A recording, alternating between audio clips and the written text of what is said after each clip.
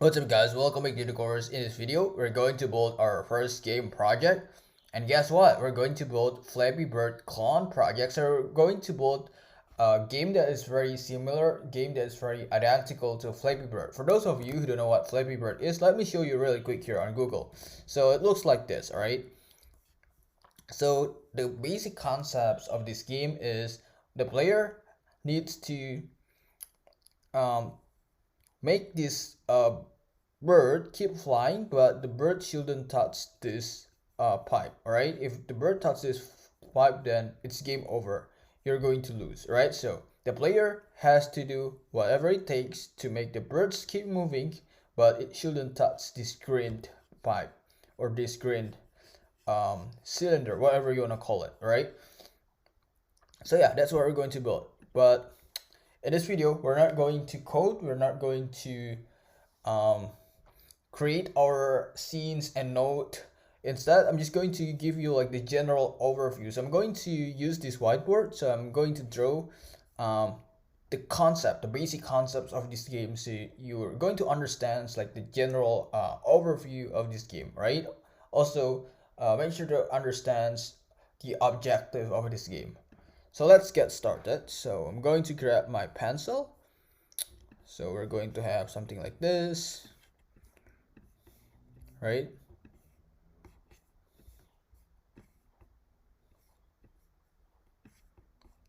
I really apologize if my hand drawing looks kind of weird or maybe it looks bad. I'm not really good at drawing, to be honest with you, right? So I think that's enough. This is enough. Okay, cool. So this is going to be like the obstacles that our object, which is our bird, needs to overcome. So let's say I'm going to draw a bird, something like this. All right, so I'm going to give an eye here. Okay, cool. So now this bird start from this point. It needs to get to this point without touching this pipe or this cylinder, right? So the bird needs to go like this. Right. What happened if the bird accidentally or unintentionally touched this area? Then game over. You're going to lose, right? So the logic would be every single time the bird touches this object, every single time the bird touches this cylinder, the player is going to lose the game. So that's the logics, right? And the exact opposite. If the player manages to fly the bird until like the destinations without touching these obstacles or these areas, then obviously the player is going to win, right? So that's going to be the basic logics of this game project that we're going to build, right? Obviously, it might be a little bit more complex, but it's very important for you to understand like the general overview of the game. And yeah, I think that's it. That's all you need to know, guys. I'll see you guys in the next video. We're going to start creating our folder for our project and also create our scenes, our first scenes for the game. So I'll see you guys there. What's up guys, welcome back to the course. In this video, we're going to continue building our first project, which is Flappy Bird clone game project. So in the previous video, I already explained to you the basic logics behind the game.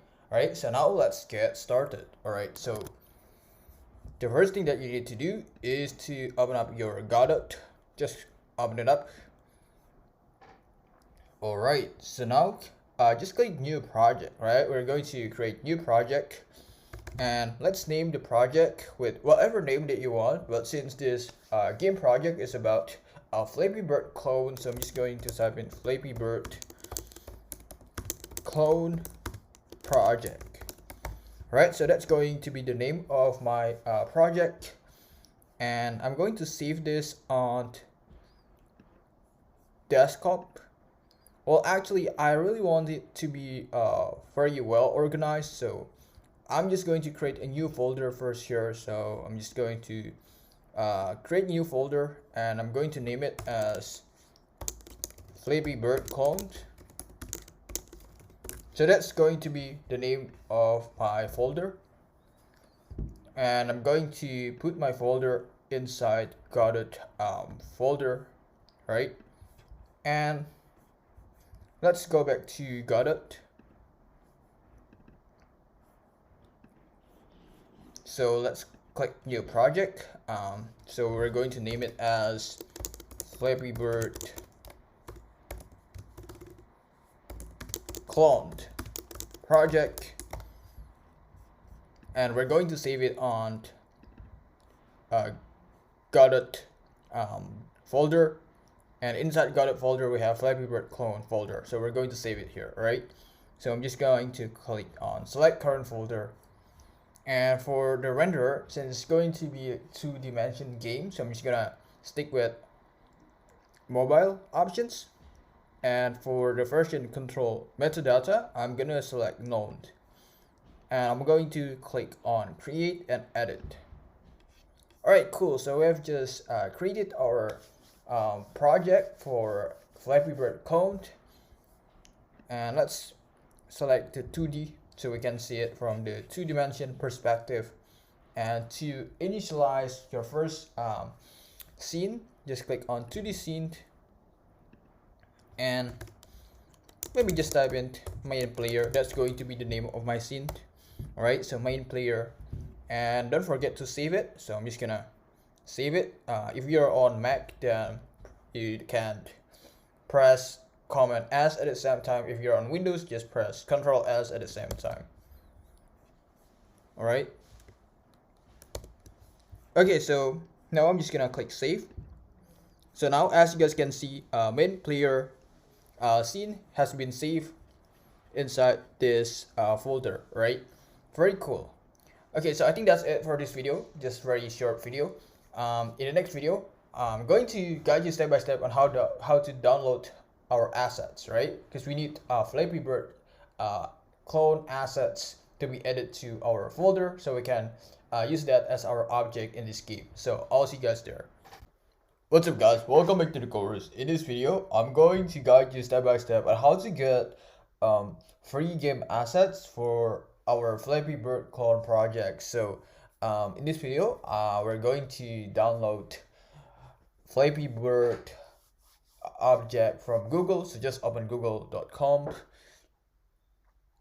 and type in Flappy Bird like this, PNG. It's totally up to you whether you want it to be PNG or SVG or perhaps JPEG. It doesn't really matter, but me personally, I prefer PNG, so I'm gonna go with PNG. Alright, so then go to image and go to tools, user rights, and click on Creative Commons license. Right, because we don't want to violate any copyright regulations. We want to make sure that the image, the game assets that we download is a free copyright image. So just click on Creative Commons license, and as you guys can see, there are like many different options here. So I'm gonna select this one, and let's go to Pixabay. As you guys can see, there are many different options if you scroll down here, right? But I'm going to stick with this one, so just download it. Click download, and as you guys can see, there are like several different options. You can download this image as SVG, you can download this image as PNG. It's totally up to you, but I'm gonna go with PNG. And for PNG, there are three different options. The first one here is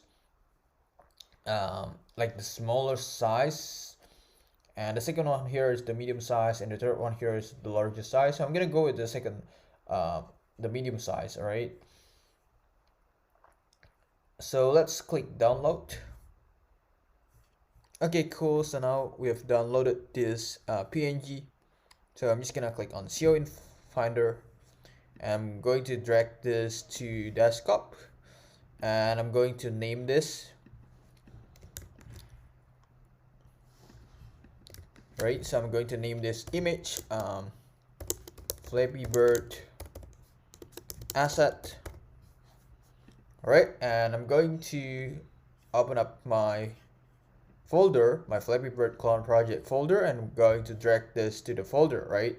Okay, cool. So it's going to be easier for me to keep track of all my game assets if I put all of them on my folder. And the next video, we're going to do the same thing, but we're going to download other game assets, which is the tunnel for the Flappy Bird. So I'll see you guys there. What's up guys, welcome back to the course. In this video, we're going to do pretty much the same thing like what we did in the previous video. So we're going to download another game assets for our Flappy Bird game project. So I'm just gonna type in Flappy Bird tunnel PNG. Again, I prefer to download the PNG file, but if you prefer to download SVG or maybe JPEG files, totally up to you. It's not a big deal. So let's go to image. As you guys can see, there are like many different options for Flappy Bird tunnels. You have this one. What else? Maybe I'm going to download this one though. I am kind of interested in this one, so I'm just gonna click on the link. It will take me here to topping.com. So yeah, I'm just gonna download this, guys. So to download it, I need to verify that I'm not a robot, I'm a human. So I'm just gonna click on I'm not a robot here. Okay, cool. So just gonna click on show in Finder, and I'm going to drag this to desktop. All right. Okay, very cool. I'm going to rename this. I'm going to rename this as Tunnel 1. And I'm going to move this image to our Flappy Bird clone project folder, right? Just in case if we need a different type of tunnel. So let's go back to Google and let me show you how to download another tunnel, right? So let's pick this one. So I'm just gonna click on this and I will take you to png.egg. So I'm just gonna click on this image and let's download it. All right, so as you guys can see, this is the dimensions and also the size of the file. So I'm just gonna click download. Well, it's kind of weird why it took us to this page, so let's go back and download it here. All right, so just click download and then close this advertisement. And I think we're going to verify that we're human, so click in order 3 OPH. Where is 3? 3 P, where is O? O and H. Okay, it seems that we are failing this human verification, so let's do it again, redo it again. So U, 7, R, and AMP. Okay, cool. So it seems that we have verified that we are not a robot. So just click on show in folder and then let's drag this to desktop, and we're going to rename this as tunnel 2. So we have two options for the tunnel, and obviously we're going to move this to our project folder, which is Flappy Bird clone project folder, right? So okay, cool. So now we have two tunnels and we also have Flappy Bird assets. All right, so I think we're ready. In the next video, we're going to start building our project. So I'll see you guys there. What's up guys, welcome back to the course. In this video, we're going to continue building our Flappy Bird clone project.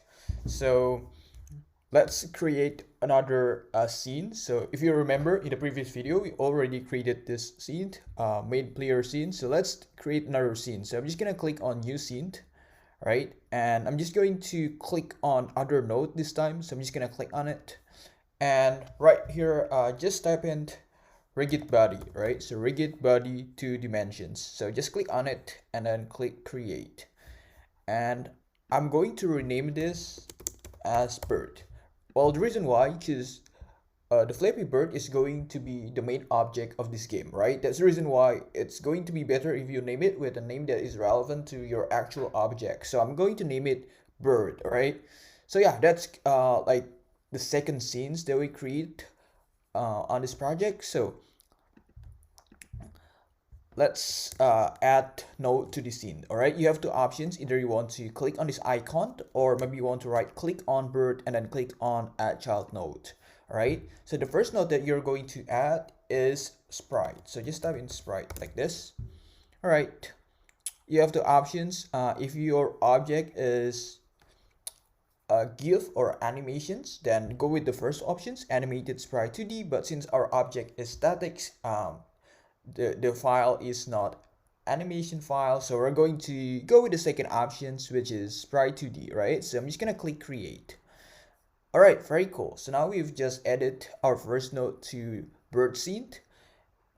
So let's get started, guys. So if you remember, in the previous video, we already downloaded Flappy Bird asset.png here, and I really hope that you already move it to the folder, right? Otherwise, you're not going to see it showing up here. So the next thing that you need to do is to click on sprite 2D and then drag this Flappy Bird to your sprite 2D. All right, very cool. As you guys can see, this bird looks kind of big, so I'm going to make it a little bit smaller. All right, so I'm gonna make it a little bit smaller like this. Yeah, maybe this is small enough, or maybe I'm going to make it smaller. Maybe, yeah, this big. Okay, perfect. And the next thing that we need to do is to add another node to our bird scene. So I'm just gonna click bird, right click, and then add child node. All right, so the next thing that we're going to add, the next node that we are going to add is collision shape 2D. Right, so we're going to have kind of like a collision detections. So we're going to add this one, collision shape 2D. All right, so just click create. Okay, very cool. So now the next thing that you need to do is to go here to the right side of the screen, and then you can choose the shape. So I'm gonna go with new circle, but if you want to use rectangle or maybe different shape, that's totally fine. But me personally, I just prefer to use circle. All right, so I'm just gonna click circle. All right, very cool. And the next thing that you want to do is to go down here to the transformed, and then for the scale, maybe just enter 10. And then as you guys can see, it shows up here. So just grab it and just put it on your bird object. All right, make sure that the size of the circle has to be very similar to the bird object. Make sure the size of the circle covers like the whole bird. All right, okay, very cool. The next thing that you want to do is to lock this. So I'm just gonna click on bird, and up here just click on this, so you kind of lock these two together. All right, so very cool.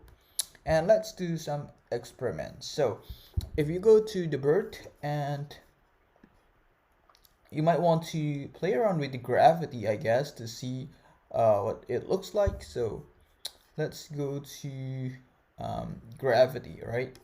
So I'm gonna go to sprite 2D. Well, maybe I'm gonna go back to bird.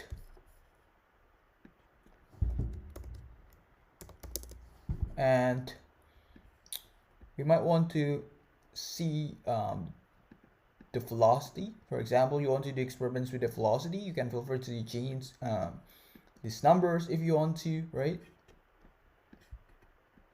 You can also change the mass, right? So if you understand physics, if you want to do some physics experiments, you can feel free to change these numbers, right? Feel free to change these numbers, and then click on this icon, run current scene, and you will see the effect that will take place.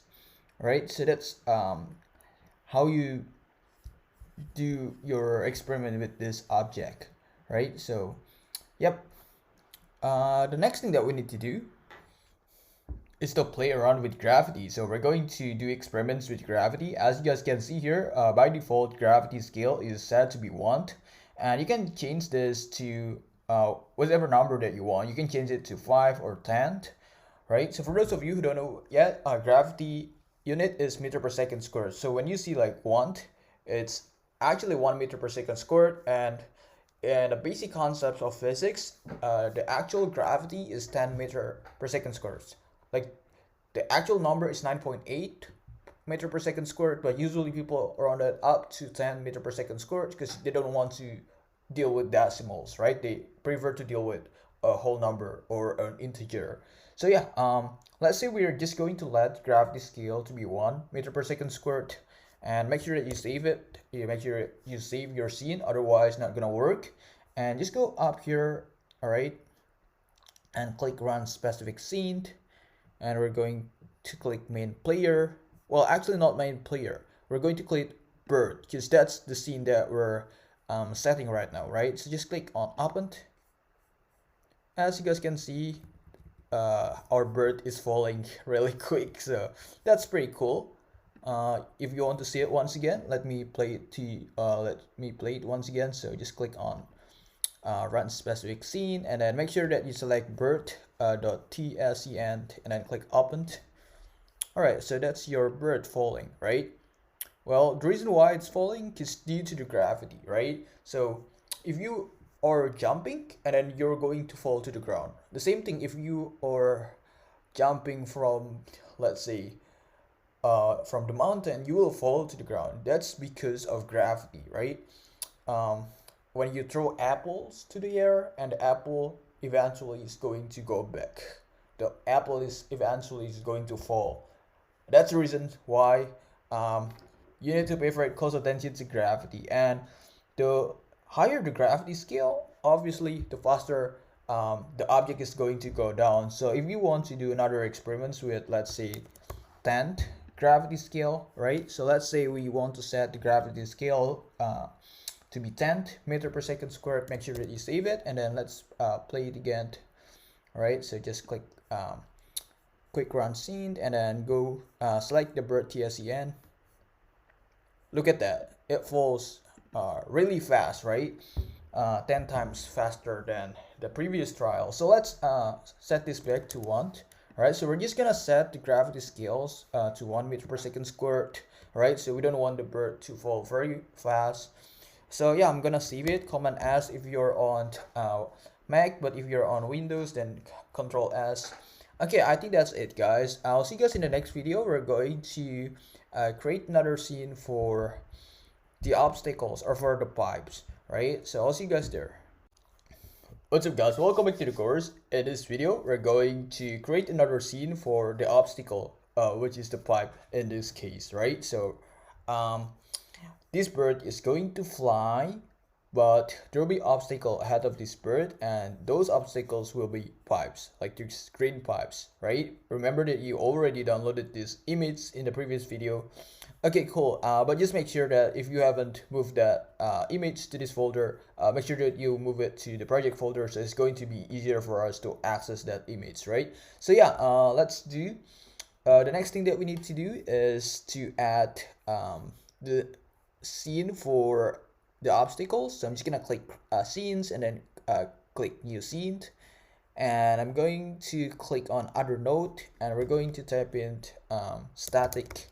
Well, the reason why I'm going to choose static body 2 dimensions, because obviously the obstacles or the pipes are going to be static, right? Not gonna move. So the bird is going to move, the object is gonna move, but the obstacles and the pipes, they're not gonna move. So it's going to be static. So I'm just gonna click create. Okay, very cool. We've just created our scene for the pipe. So the first thing that we need to do is to name this, right? So I'm just gonna name it pipes, or maybe obstacles, like this, obstacles, and make sure that you save it. I'm just gonna click save here. So now in total we have 3 scenes, right? So the first one is the main player, a scene that we created in the beginning, and we haven't added any nodes to that scene. So don't worry if you have nothing there, you're right. But the second scenes, we already added several nodes, for example, like collisions, 2 dimensions, and also sprites to the second scene, and that second scene is the bird scene, right? And the third one here, the one that we just created, which is the obstacle scenes. So now we're going to add nodes to our third scene. So let's do it, guys. The first node that you're going to add is the sprite. So just right click, add child node. type in sprite like this, right? So add sprite 2D, and this time we're going to name this sprite 2D as top, right? Top obstacle or top pipe, something like that. You can name it whatever you want.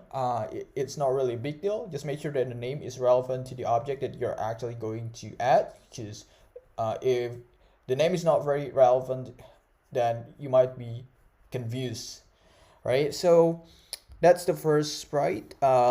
Just drag the pipe to your sprite.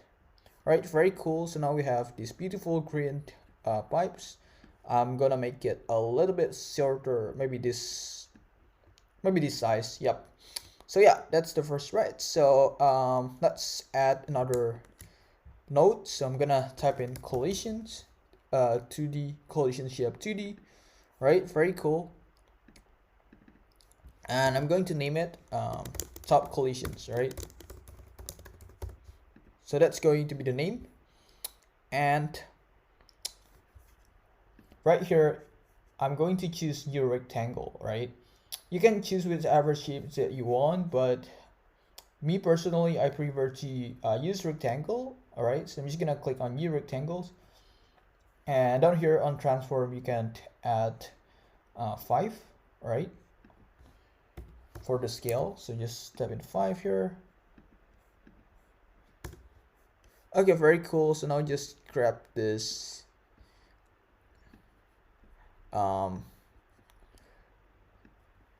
box and then place it here on the pipe, right? Make sure that the size covers like the whole pipe. So you can drag it and then adjust the size like this. All right, very cool. So now we have just created the first pipe, the top pipe. You have also added the collisions detections, and we're also going to do the same thing for the bottom one. So I'm just gonna click on obstacle, right click on it, and then add child node, and I'm going to type in sprite 2D. So we're going to add another sprite 2D node to this scene, and I'm going to name it as bottom pipe. All right, so that's going to be the name, and I'm going to drag this pipe to the sprite 2D. Very cool. And I'm going to place it on the bottom, right? And I'm going to make this a little bit shorter. All right, so I'm trying to make the size exactly the same like the top one. So okay, very cool. So yep, now the next thing that we need to do is to add one last node to our scenes. So I'm just gonna click add child node and then type in collisions shape 2D, and this time we're going to name it as bottom collision. All right, very cool. Collision, bottom collisions. So now the next thing that we need to do is to go to the right side of the screens and then go to the shape, click new rectangle shape again. Just to remind you, you can pick whichever shape that you want, but me personally, I prefer to go with rectangle. That's the reason why I'm using rectangle, but you don't necessarily need to follow what I'm doing here, right? So just go to transform, then set the scale to be 5, and let's drag this to the bottom, and make sure that the size of this collision detection box covers the whole pipe. Okay, very cool. So now we're going to do a very similar thing that we did in the previous video. We want to lock these two together, right? So just go to obstacles, and you can select this, grab selected. So just click on it. All right, very cool. And make sure that you save it, otherwise you're going to lose this chain. So I'm just gonna click Command S, but if you're on Windows, just press Control S. Okay, very cool. So now we have just created our pipe. All right, so now you've grouped these two, so when you move one, the other one will follow, right? When you move the bottom one, the top one will follow. So that's how you do it, guys. All right, very cool. So now if you want to take a quick look at what it looks like when you play the scenes, just click on this main player, well, not main player, obstacles, and then click open. All right, so that's what it looks like. All right. Well, actually, we need to move this a little bit to the top, so we can also see like the bottom pipe. So let me fix it. So let's go back to Dodo. I'm just gonna move this a little bit to the top like this. So we're also going to be able to see like the bottom pipe, right? All right, very cool, guys. I think we're done with this synth. So I'll see you guys in the next video. We're going to start adding logic. So we're going to start coding, right? The code. So I'll see you guys there. Bye. What's up, guys? Welcome back to the course. In this video, we're going to continue building our Flappy Bird clone game, and this time we're going to add logics to the scene that we already created in the previous video. So to add logics, I want you to make sure that you are on the bird scene. So the first thing that you need to do is to click on this icon. So just click it, right? So this icon represents scripts, and as you guys can see here, for the programming language, we're going to stick with GDScript.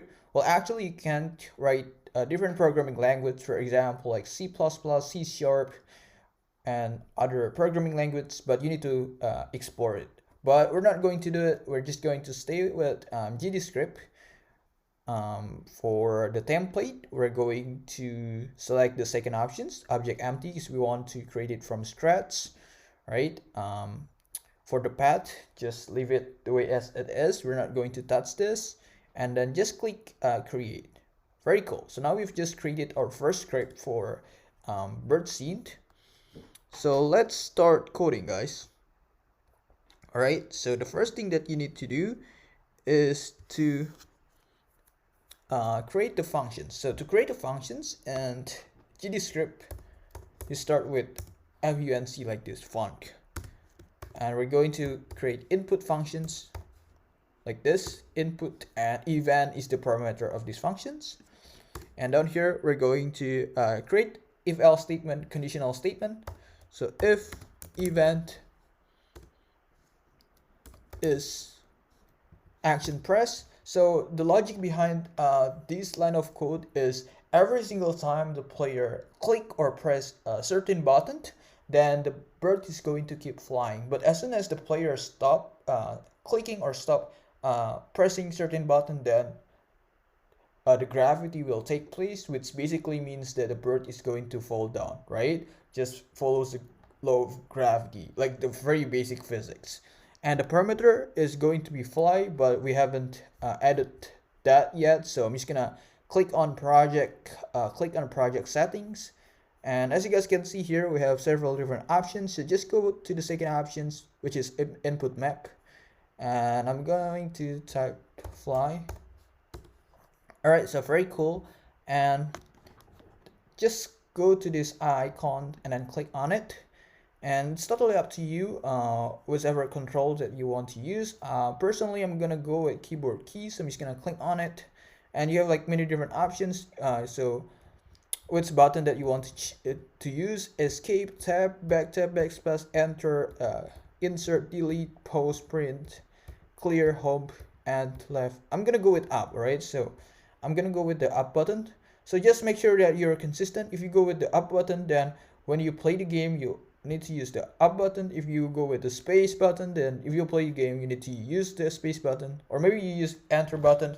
So when you play the game, you need to make sure that you use the enter button, right? Just make sure that you're consistent with the choice that you already made here. So I'm gonna go with up, and I'm gonna click OK. So now, as you guys can see, up has been added to this fly sections.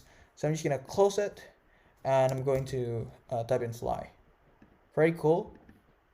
Oops, it's supposed to be here. All right, so we're going to have linear velocity. So we're going to set the velocity. So it's going to be vector.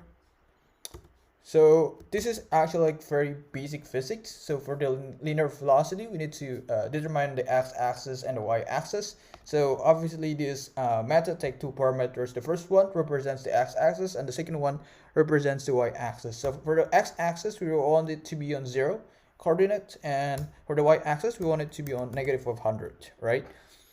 I'm not really sure if that's number going to work. I'm just throwing like very random number, and we'll see when we're going to test the game. And if it doesn't work, that's completely fine. We're just going to use different number, right? And down here we're also going to have angular velocity. And for the angular velocity, we're going to set it to be -10, right? So that's going to be the angular velocity. Very cool. So now we're going to create another functions called physics process. So we're going to have physics process, and delta is going to be the parameter of that functions. And down here we're going to create another if else statement, another conditional statement. So if rotation degree.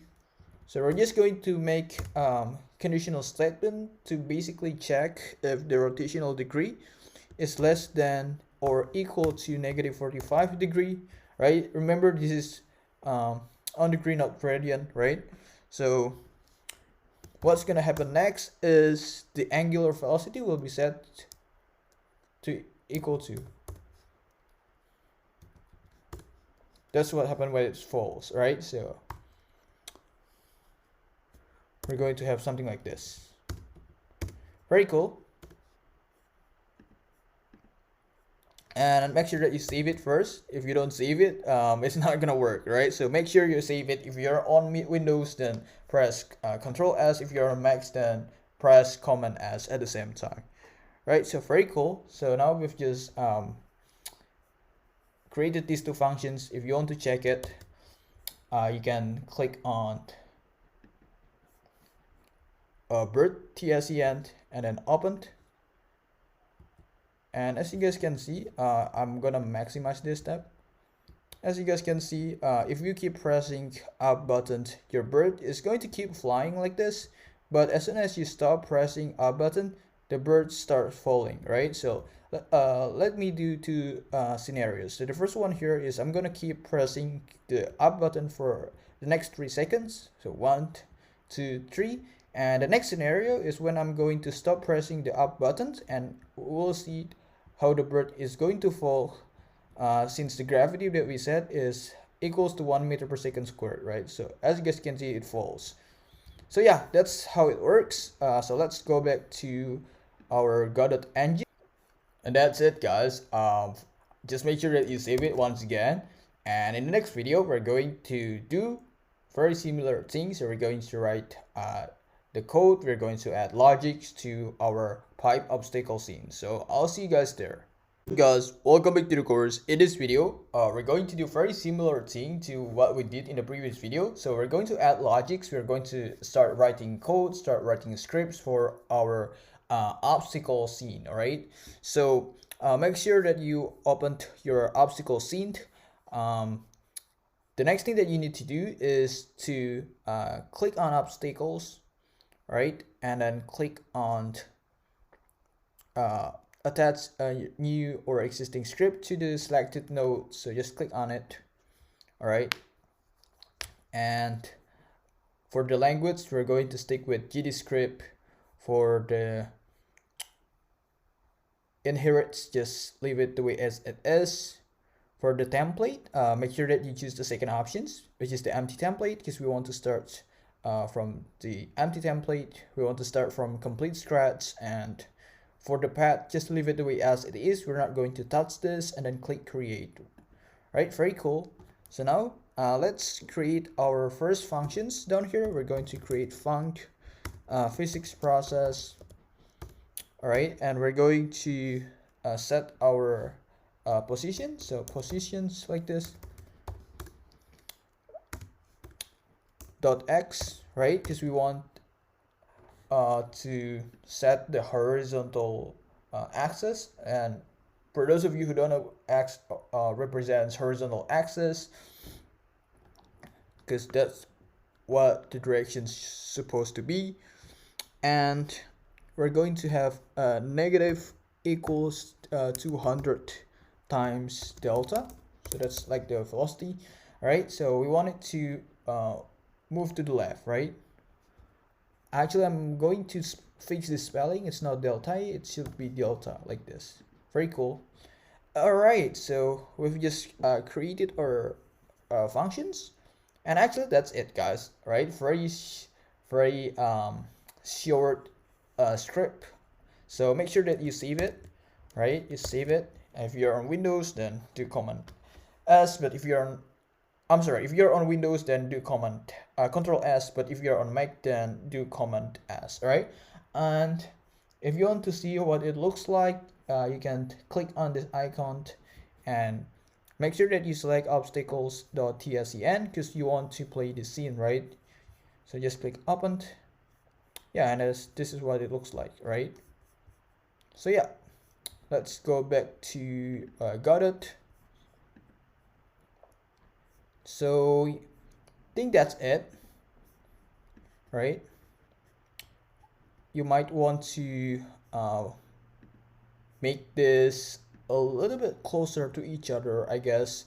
So let's ungroup this for now. So you're just gonna select the obstacles and then ungroup this, right? So once you ungroup this, you can actually move it apart. So I'm gonna make them to be closer to each other, right? So I'm going to do it like this.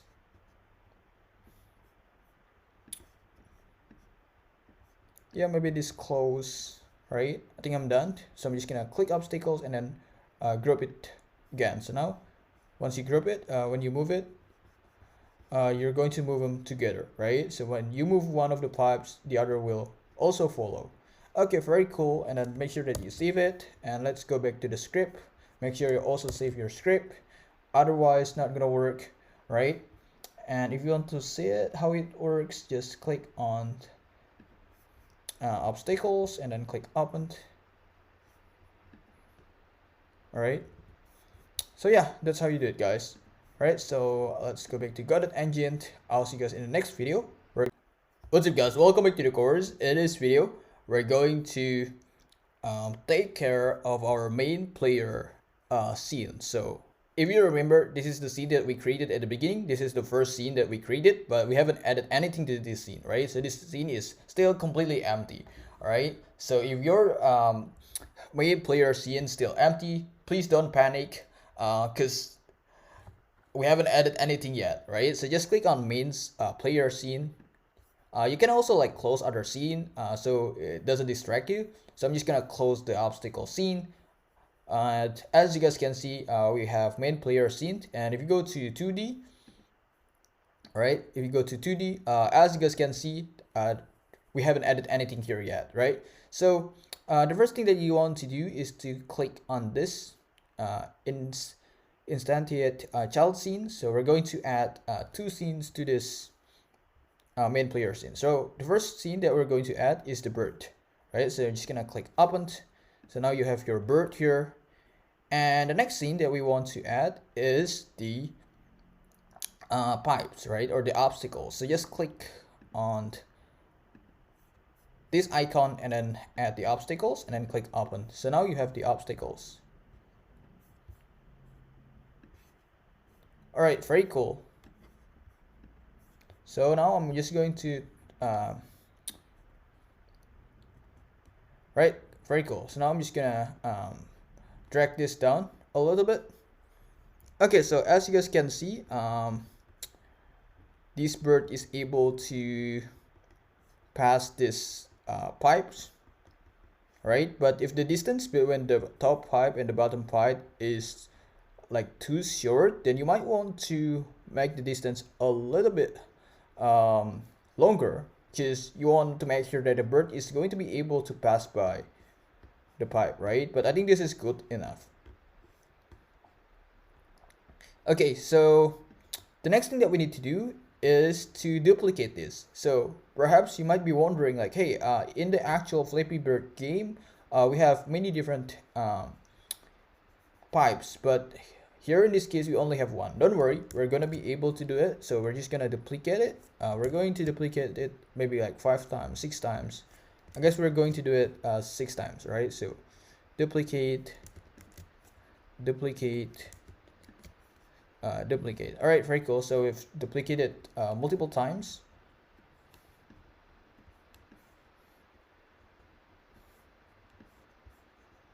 So I'm just gonna make it like this. Very cool.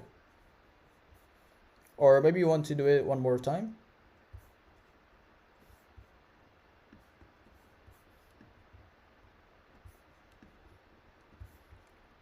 Right, so let's do it one more time, guys. So I'm just gonna duplicate it one more time. Okay, very cool. So now we're just gonna drag this.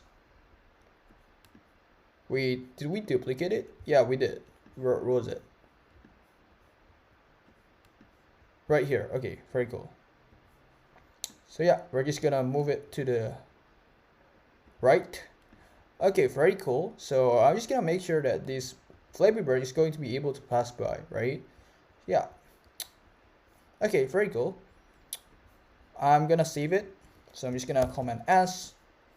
I'm just gonna do Command S once again to make sure that we've saved the scene, right? And if you want to see like what it looks like, just click on this icon and then play this scene, main player.tscn. And as you guys can see, we have a very cool and cute Flappy Bird, right? All right, very cool. I like it. He's so cute. So I'm just gonna close this and let's return to our Godot engine. All right, so I think we're done with this. In the next video, we're going to add one more thing that we need to add to this project. Then after that, we're going to be conducting testing to make sure that this game has been fully functioning, and also it's easy to use and easy to play from the player perspective. So I'll see you guys there. What's up, guys? Welcome back to the course. In this video, we're going to do one last thing for our project, which is to build our game over functions, right? So if the Flappy Bird touches the pipe or touches the obstacles, obviously it's going to be game over, right? So yeah, the first thing that you need to do to go to the bird scene. So make sure that you're on the bird scene, and then on the right side of the screen, just go to node, and then under rigid body 2D, just click on body entered, right? So just click on it, double click on it,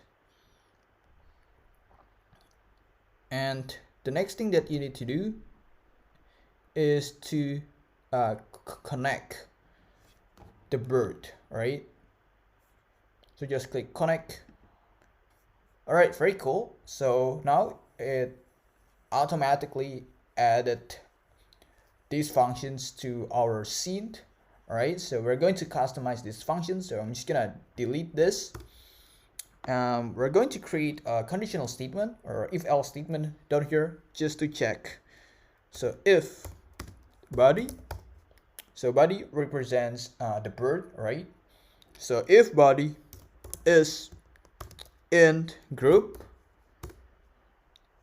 and we're going to have obstacle with S. Reason why with S, because the other scene here has S, right? So not obstacle, just obstacles. So in other words, it basically means that if the bird hits or if the bird collides with the obstacles, which is the pipe, then it's going to be game over, right? So that's the logic behind this line of code. So yeah, so if that's the case, if that's what happened, then we're going to pause it. So get 3 like this dot pause, right, equals true. So that's the first thing. We're going to pause the game. And the second line of code here, we're going to have get 3 dot get node. All right, get node, and we're going to type game over.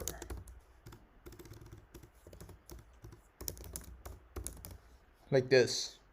And we're going to show this text to the player. So what's happened when the bird collides with the obstacles, with the pipe?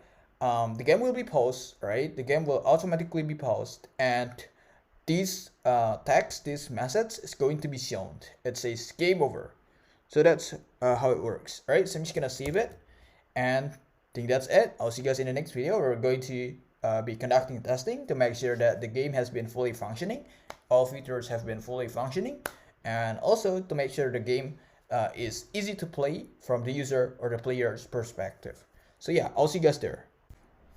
What's up guys, welcome back to the course. In this video, we're going to be conducting testing to make sure that the Flappy Bird game project that we built has been fully functioning and all features that we've added in the previous video have been fully functioning. And not only that, we're also going to be making sure that this game is easy to use, is comfortable to play from the player perspective. So let's do it. But before running this project, there are two things left that you need to do. The first one here is to activate the contact monitor, right? And the second one here is to increase the max context to either 2 or 3. It's totally up to you, right? So these feature max contact basically set like the maximum amount of collisions that are allowed, right? So yeah, just gonna save it first, and then let's go to our main player and then click on this icon, quick run scene, and then click on main player and then open. All right, so I don't know where is the Flappy Bird, why we don't have the Flappy Bird here. So let's go back to our Godot and let's see what's wrong with this. Right, I'm just gonna rerun it again. So I'm just gonna run it, main player, opened. Oops, the Flappy Bird has fallen, unfortunately. So we need to be very fast. All right, so let's redo it again. Right, so the Flappy Bird is there. All right, so we cannot let the Flappy Bird falls, guys. All right.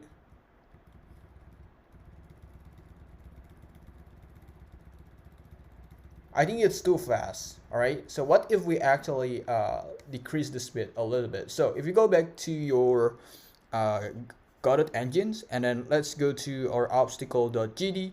As you guys can see, this is the speed. So why don't we decrease the speed a little bit? So instead of 200, I guess we're going to replace it with 100 or maybe 150, right? So we'll see. But for now, I'm just gonna try 100. So I don't want the speed to be very fast. So I'm just gonna save it, right? Once I save it, let's go back to our main player. Where is main player? Here we go. All right, and let's play it again. So main player.tscn, click open. All right, as you guys can see, when the bird falls, it was paused and then restart again, right? So let's redo it again. So let's go back to Godot engine, and then this time we need to be very quick. All right, so I'm just gonna click on this icon and click on main players.tscn and then click open. Alright, so our Flappy Bird is fall behind, unfortunately. Let's do it again. We need to be very quick at this, guys. So just click on this icon this time. Well, actually we clicked the wrong icon. I really apologize. So let's go back to Godot engine and then click on this icon and click on main player.tscn. Alright, and click open. Where is our Flappy Bird? Here is our Flappy Bird. Alright, sorry. I think it's going to be better if we actually placed the Flappy Bird. So let's go to your main player scene and then go to your 2D. Well, actually main player, not the Flappy Bird, right? So main player and then go to the 2D and then place your Flappy Bird here in the middle of the first pipe, first top and first bottom pipe. All right, so make it something like similar to this. All right, so we're just going to switch this, all right, and save it. Make sure that you save it, and let's redo it. So I'm just gonna click on this icon, click on main players, and then click open. All right, so now it's better, right?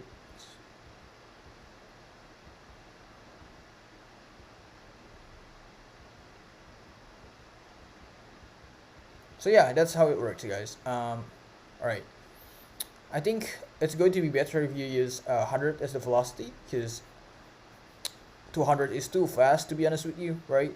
So I think that's it. I'll see you guys in the next video. We're going to start building our second project, right? So I'll see you guys. What's up guys, welcome back to the course. In this video we're going to build our second project. So in this video I'm going to explain the general overview about the project that we're going to build. So hopefully by the end of this video you're going to have the general understanding about things that you can expect and all features that we're going to have in our second game. Alright, so let me grab my pencil. So we're going to build a ping pong game. Alright, very basic ping pong game, but it's going to be pretty fun to play. Right, so let's say we have a ping pong pedal like this. Actually it's supposed to be something like this, but since we're creating a basic game, so I'm just gonna make the ping pong pedal to look like this. Right, so it's going to be seen from the perspective of the player, and we're also going to have a ping pong ball, relatively like a small ball like this, and then let's say the first player is going to smash this ball and the ball is going here. Right, it's going to here, and then the second player is going to smash the ball back. It's going to go here, right, and then we're going to smash this ball back, and the goal here is to prevent the ball from getting here. Right, if the ball is passing you, then it means you're going to lose. Right, it means you lose. But the exact opposite, if you're able to manage to make a goal or just smash the ball really hard and then the ball goes here and your opponent is not able to prevent that from happening, then obviously you're going to be the winner. Right, so that's the idea here. So there will be like two main components. The first one is the attacking component, where you're going to smash the ball really hard and then do as good as you can to make sure the ball pass by your opponents. But also the other component is to defend. Right, make sure that the ball smashed by your opponents is not gonna passing you. So yeah, that's going to be the game that we're going to build. So hopefully you get excited, because I'm so excited, to be honest with you guys. So I'll see you guys in the next video. We're going to download all free game assets that we're going to need for our game project. So I'll see you guys there. What's up guys, welcome back to the course. In this video I'm going to guide you step by step on how to download all game assets that we need for our ping pong game project for completely free. Right, so just go to Google. So just type Google and just type ping pong pedal game asset, or maybe ping pong pedal sprite, something like this. Alright, so we'll go to image and we're going to find the one that is free. Alright, so don't worry, you're not going to spend any money here.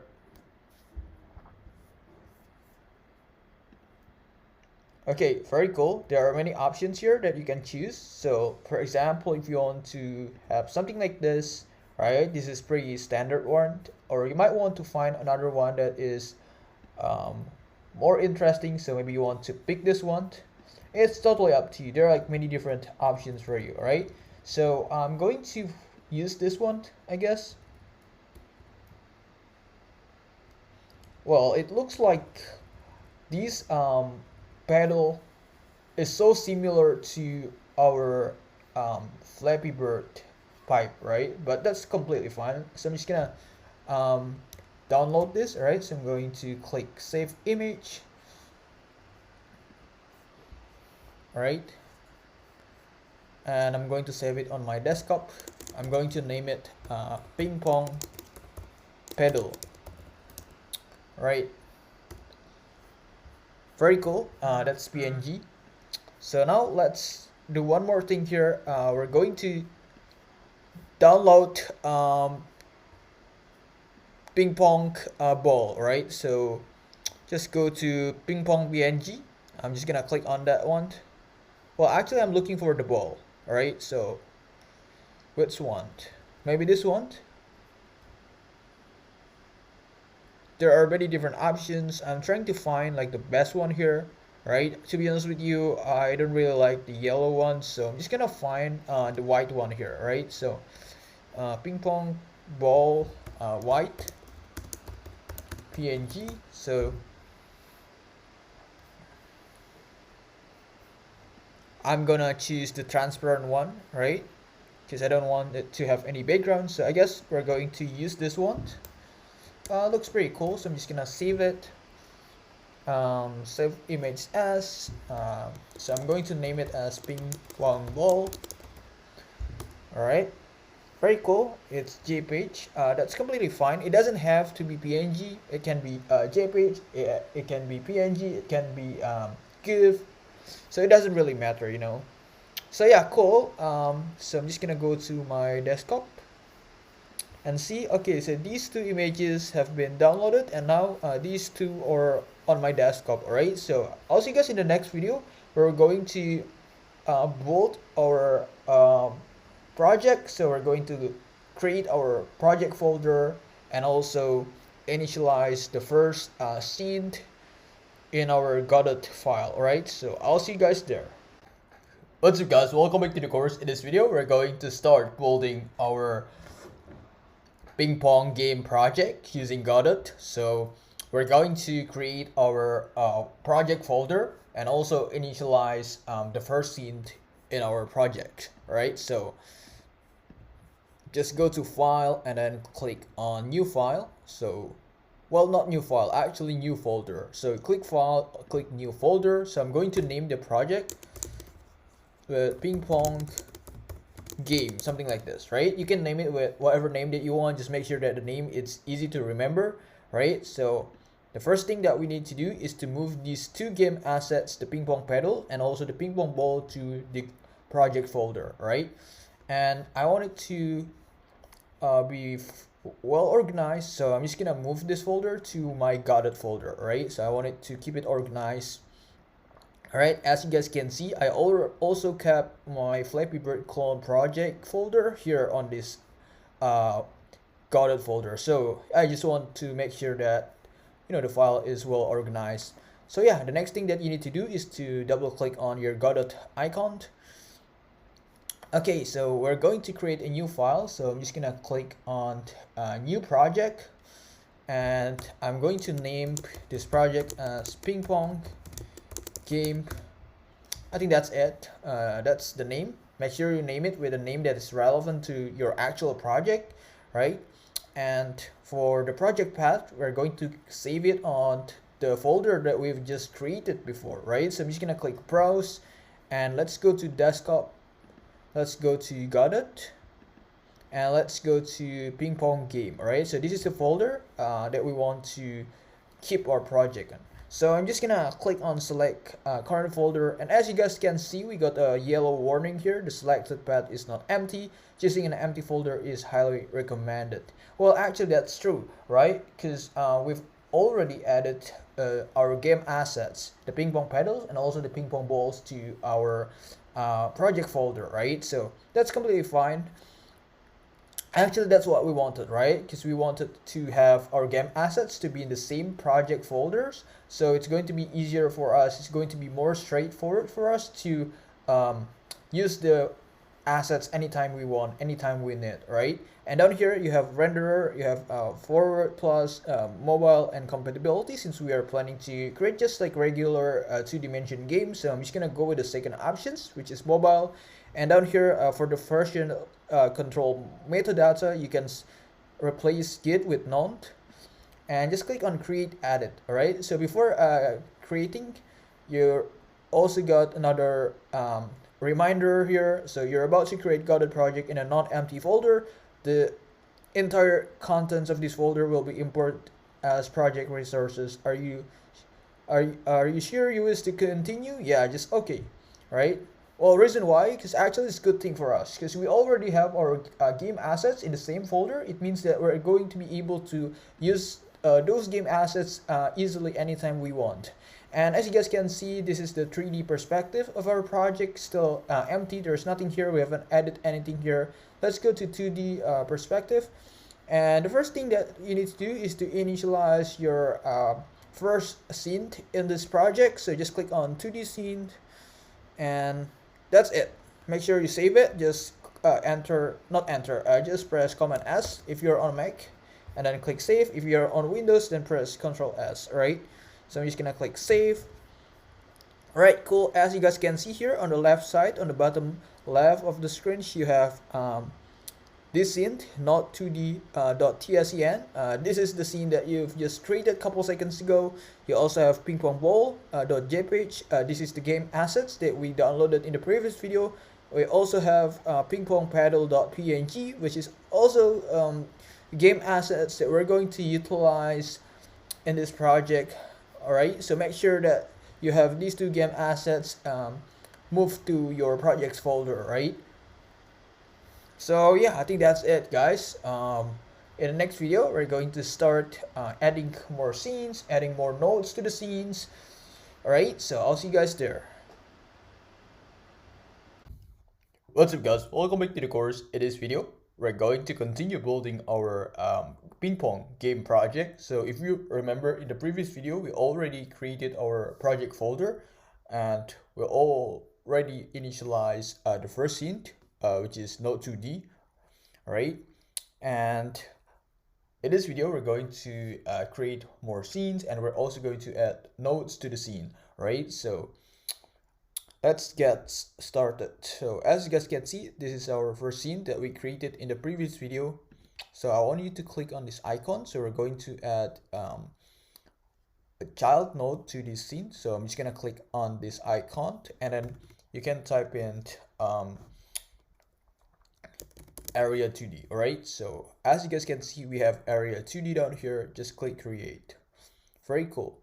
So now we have just created our area 2D, and we're going to add a child node to this area 2D. So just click on this icon once again, and then type in collisions shape 2D. All right, very cool. So now you have area 2D and collision shape 2D. All right, so actually we're going to duplicate this 3 more times. So the idea behind that is we're going to create kind of like a rectangle, right? So we're going to have like the top, bottom, right, and left. So the ping pong table or the ping pong arena, whatever you wanna call it, will be surrounded by this collision shape 2D, right? To prevent the ball from leaving the arena, from leaving the ping pong table. All right, so let's go to the right side of the screens. As you guys can see, we have collision shape 2D, and for the shape empty, just click on it and choose new rectangle shape 2D. Right, so just type in shape rectangle and then go to transform, and then you might want to play around with the scale. I might want to have a scale of 20, right? Very cool. So yeah,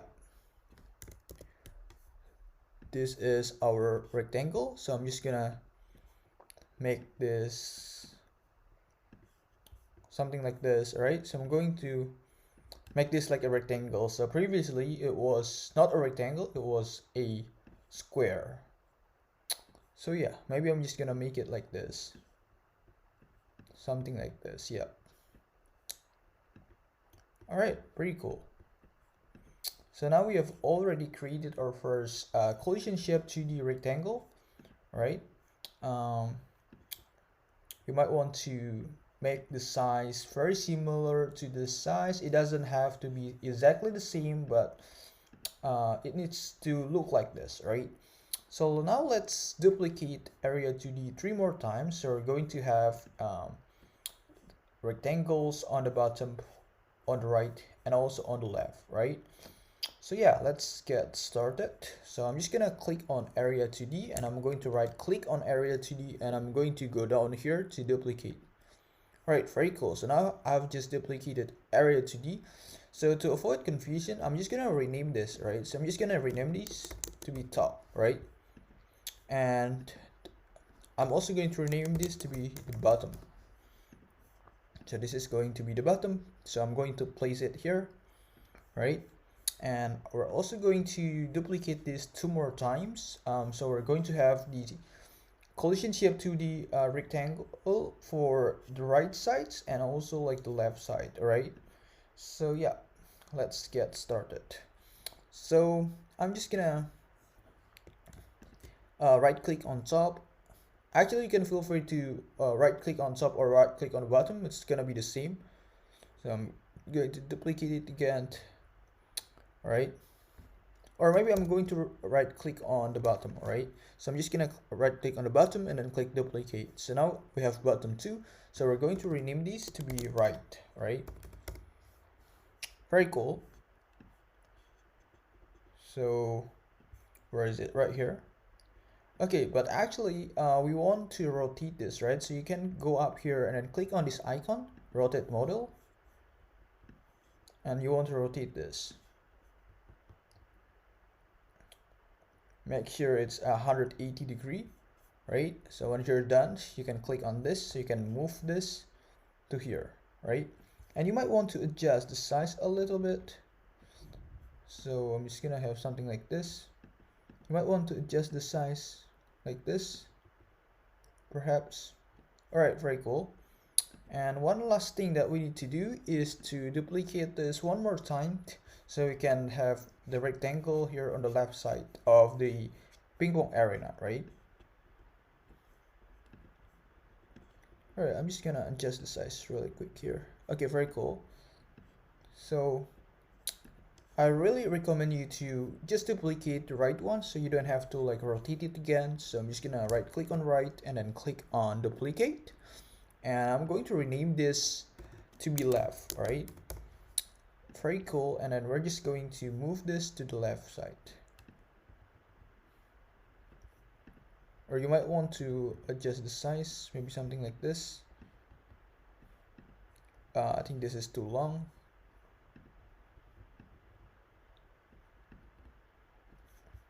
I'm sorry if the size looks kind of weird, but let me fix it really quick here. All right, here we go. Make sure that you don't leave any space, right? We just want to prevent the ping pong ball to leave the arena. That's it. Okay, very cool. So now we are done with this. We're going to create another scene, right? So let me fix this really quick. Okay, very cool. I think this is good enough. So we're going to create another scene, all right? So just click on load 2D, and then you can click on this icon, and then you can type in character 2D. I'm sorry, character body 2D, right? So this is the one that you want, and then click create down here. Okay, very cool. So now you might want to rename this. So I'm just gonna rename this to be like ping pong player, right? So ping pong player 1. Okay, obviously there will be 2 players, player 1 and player 2. Obviously you're not going to be able to play ping pong alone, right? You will need your opponent. So we're going to have ping pong player 1 and ping pong player 2. So for ping pong player 1 here, we're going to add 2 nodes, right? So just click on this icon, all right? And then you can type in sprite 2D. As you guys can see, we have sprite 2D here, so just select sprite 2D and then click create. Okay, very cool. So we have just added sprite 2D, and we're also going to add one more node, and that's going to be collision shape 2D, exactly the same like what we added previously up here, right? So just gonna select ping pong player 1 and then click on this icon, and then just type in collision shape 2D. This is what we wanted, and just click create. Very cool. Alright, so now you've already created ping pong player 1 scene, and there is actually one more scene that we need to create. So make sure that you select node 2D, and then we're going to click on this icon, and then we're going to add one more character body 2D. So just click type in character body 2D, select this one, and then click create. Alright, so we're going to rename this to be the ping pong ball, right? So we have ping pong ball. All right, very cool. And then we're going to add 2 more nodes to this scene. So just select this one and then add 2 nodes. So just click on this icon, all right? And then you can type in sprite 2D, right? And then one more, we're going to add collision shape 2D. So just gonna click on it and then type in collision shape 2D, right? So that's what we're looking for, and then click create. Very cool. Well, actually not under the sprite 2D, so I'm just gonna undo it and then make sure that you selected ping pong ball scene, and then just add the collision shape 2D, right? So the positions of collision shape 2D needs to be parallel with the sprite 2D, right? Okay, very cool. So now you might want to save this changes, right? So I'm just gonna save it. You can do it by pressing Command S. All right, very cool. So I think we're done with this, and the next video we're going to start adding logics. We're going to integrate logics to the scenes. So we're going to start writing the code in the next video. I'll see you guys there. What's up guys, welcome back to the course. In this video we're going to add logics. We're going to integrate logics with our scenes, but before that really sorry because I forgot to do two things here. So we need to save ping pong player 1 scene. So just right click on it and then click on this menu, right? Save branch as scene, because we haven't saved that yet. So as you guys can see here, the only scene that we have is not 2D. That's it.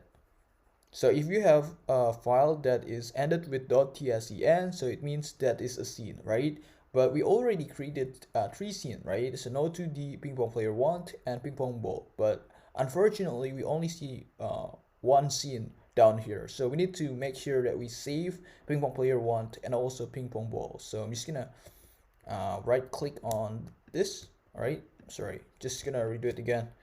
Click on it and then click on save brand as scene. And then as you guys can see, it will be saved with this name, ping pong player. Or if that name is too long, you might just want to type in player 1 like this and then save. Right, very cool. So now we have the second scene, which is player 1.tscn. All right,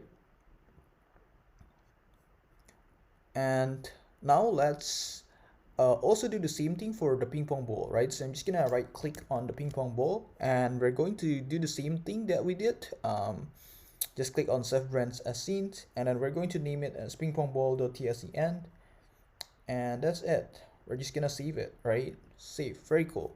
So now we already have 3 scenes, not 2D. We have ping pong ball.tscn and also player 1.tscn, right? So now we're going to write the script. We're going to integrate the logics to the player 1 scene. So I'm just gonna click on ping pong player 1 like this, and then I'm going to go to up here and then click on this icon. So it says attach a new or existing script to this selected node. So I'm just gonna click on it, right? And as you guys can see, the programming language that will be used is GD script. So we're not going to change anything. For the template, you have 3 options. Either you want to use character body 2D basic movement, you want to use default, or empty. So if you want to start from scratch, then go with empty. But actually, I'm kind of lazy to start from scratch, so I'm just gonna go with the first options, which is character body 2D basic movement. So it will provide me with the custom template and I can customize it based on my need, right? And for the path, I'm just gonna leave it the way as it is. I'm not gonna touch anything here, and I'm gonna click on create. Very cool. So now we've just created our first script. As you guys can see, there's one more file that show up here. It's called player1.gd, right? So now we have player1.tscn, which is the scene, like the 2D scene that we created, and we also have player1.gd, which represents the script, the one that we just created a couple seconds ago, right? So let's get started. So actually we're going to delete some of these, right? So I'm just gonna delete this. I'm also going to delete this because we don't need them. Alright, so let's get started. So the first thing that we need to do is to create a constant variable. So you start with const like this, and we're going to have speed. all right? And we're going to initialize, not initialize, actually we're going to set the value. It is constant, so obviously you won't be able to change the value of these variables. So we're going to have 300 like this, right? So that's going to be the constant speed. I'm not really sure if that number is going to work well. So when we are going to be conducting testing and see if the number doesn't work well, then we're just going to change this number. And the second one here, we're going to export a variable called export like this. We're going to have a site that's going to be the name of the variables, and it's going to be p1, right? p1, which represents player 1, because this script is for player 1, right? And down here we have functions called physics process, and there is one parameter that is called delta. All right, and down here we're going to initialize the variables called directions, like this for directions. And down here we're going to create if else statement, conditional statement. But before that, before creating our conditional statement, we need to create a functions down here. So I'm just gonna go down here and create a functions called get access, all right? Because we're going to be utilizing that functions in the conditional statement, so we need to make sure that we created the functions first. So we're going to name the functions func get access, all right? So that's going to be the name of the functions, and it will take two parameters, up and down, right? So up and down. Very cool. So let's get started. We're going to create if statement here. So if input, so basically we're just going to check if a certain button is pressed by the player, then what's gonna happen next. All right, so if input dot is actions pressed like this, well actually not is actions but is key pressed. All right, so func get access up and down if input is key pressed. All right, then what's gonna happen next? So we're going to type in up,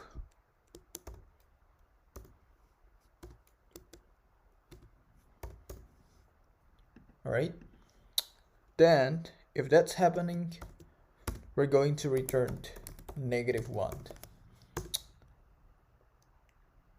Else if, all right, so if that's not the case, if input is key press down, then we're going to return +1. All right, so we're going to return +1. Very cool. All right, so now we already created these functions. It means that we're going to be able to utilize these functions up here, right? Because if we haven't created these functions and we call get access up here, then we're going to see an error, right? So yeah, down here below for directions, we're just going to start our logics. So we're going to have if site. So we just want to check if the player is player 1, right? The first player. If site equals to p1, which represents the player 1, right? So that's what we're going to do. Then we're going to set directions equals to get access. So we're just like recalling the functions that we already created down below, and we're going to have key w comma key s.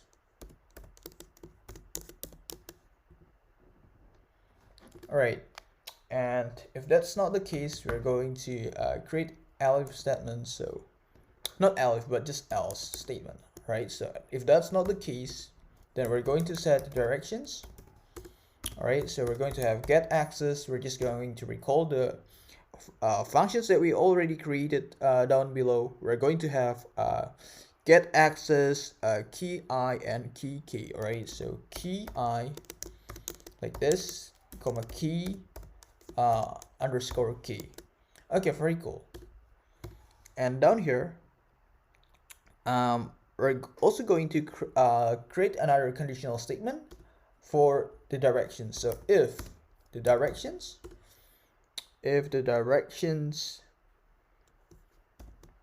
then down here we're going to set the velocity dot y. So we want to get like the y coordinate equals to directions.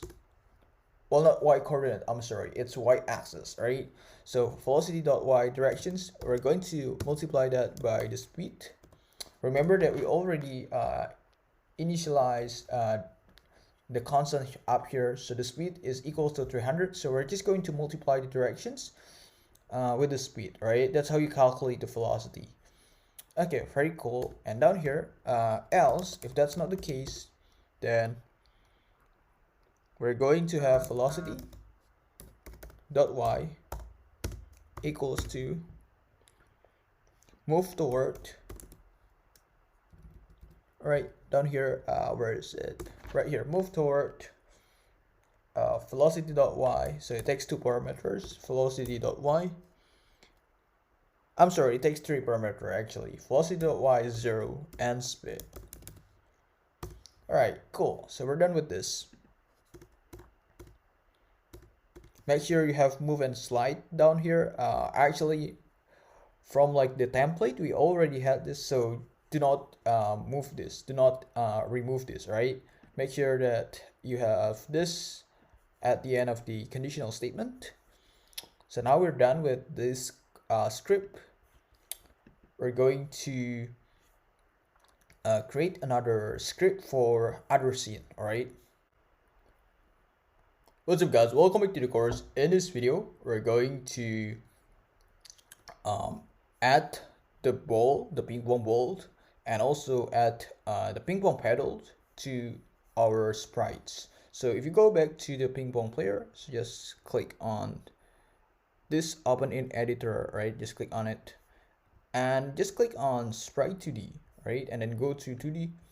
So as you guys can see, we haven't added anything here, so I'm just going to make sure that we are going to place the pedals right here. Okay, so I'm gonna grab this ping pong pedal, all right? So I'm just gonna grab it and then attach this to the sprite. So as you guys can see, this is going to be the ping pong pedal for us.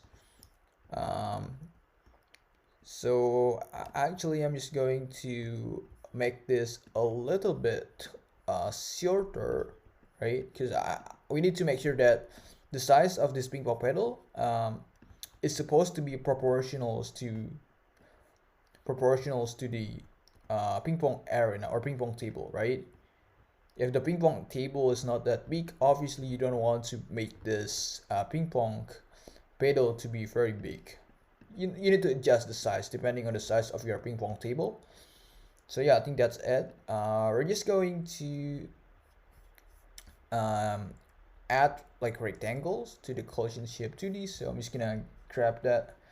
So I'm gonna go to collision shape 2D and then go to shape and then go to rectangle shape 2D. So I'm just gonna select this one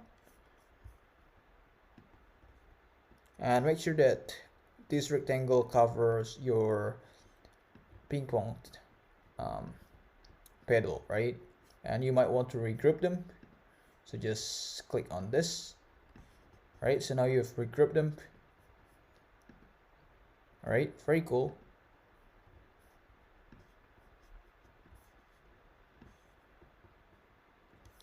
All right.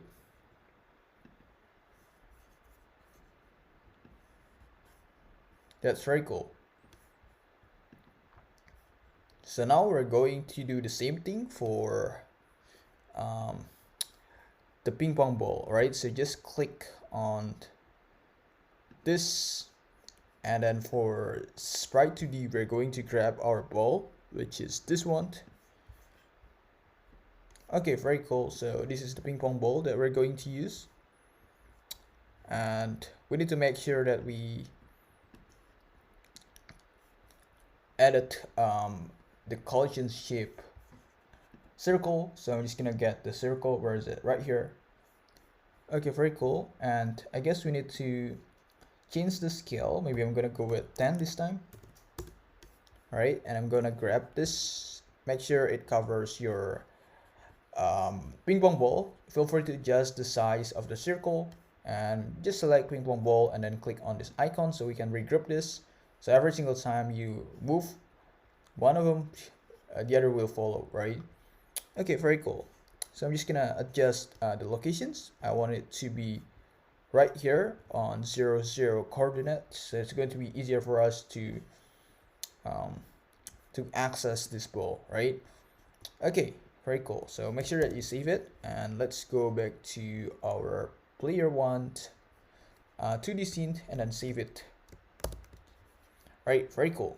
So now we've added these two objects, these two game assets to our project. So next video we're going to add more logics to other scene. So I'll see you guys there.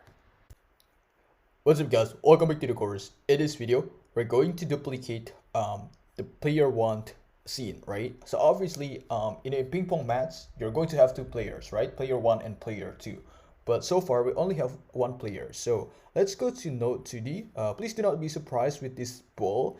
I know it's too big, so we might want to fix the size. We might want to make it a little bit smaller.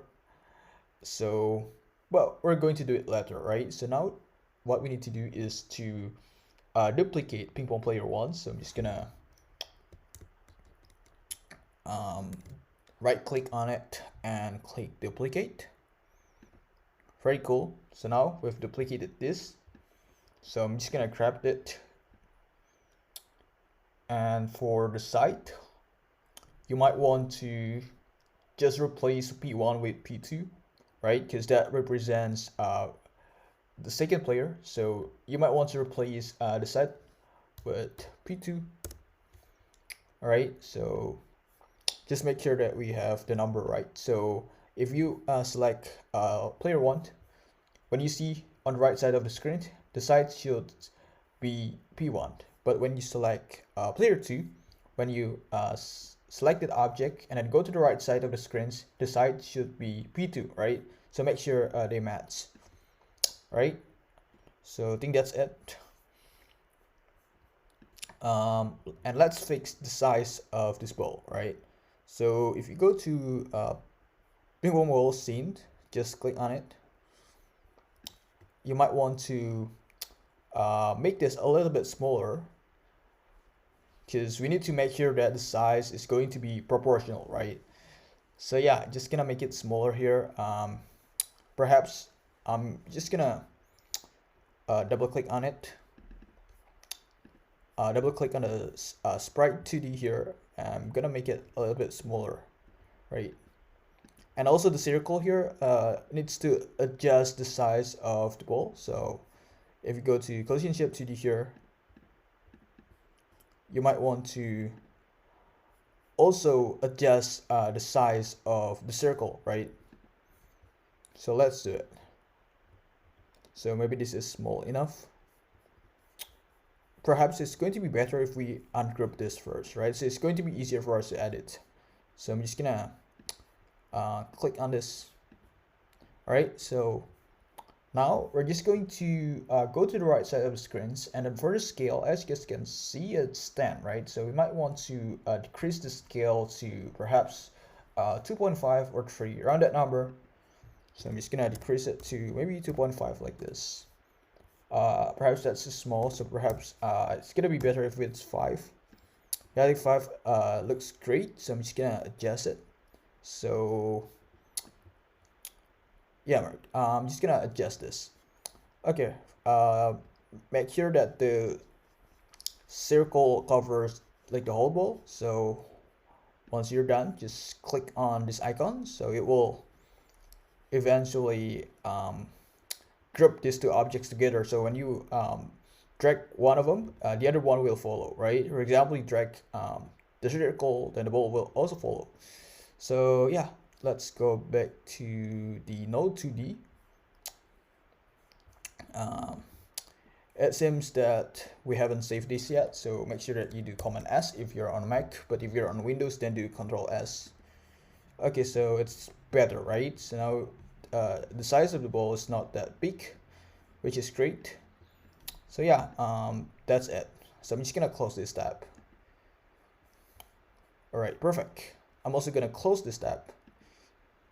Well, actually we need to save this first, so I'm just gonna do Command S here. Make sure that you save all modifications, all changes that you made. All right, very cool. And next thing that we're gonna do is to create another script down here. So we're going to create like the main script. So it's going to be like the main functions. So yep, I think that's it.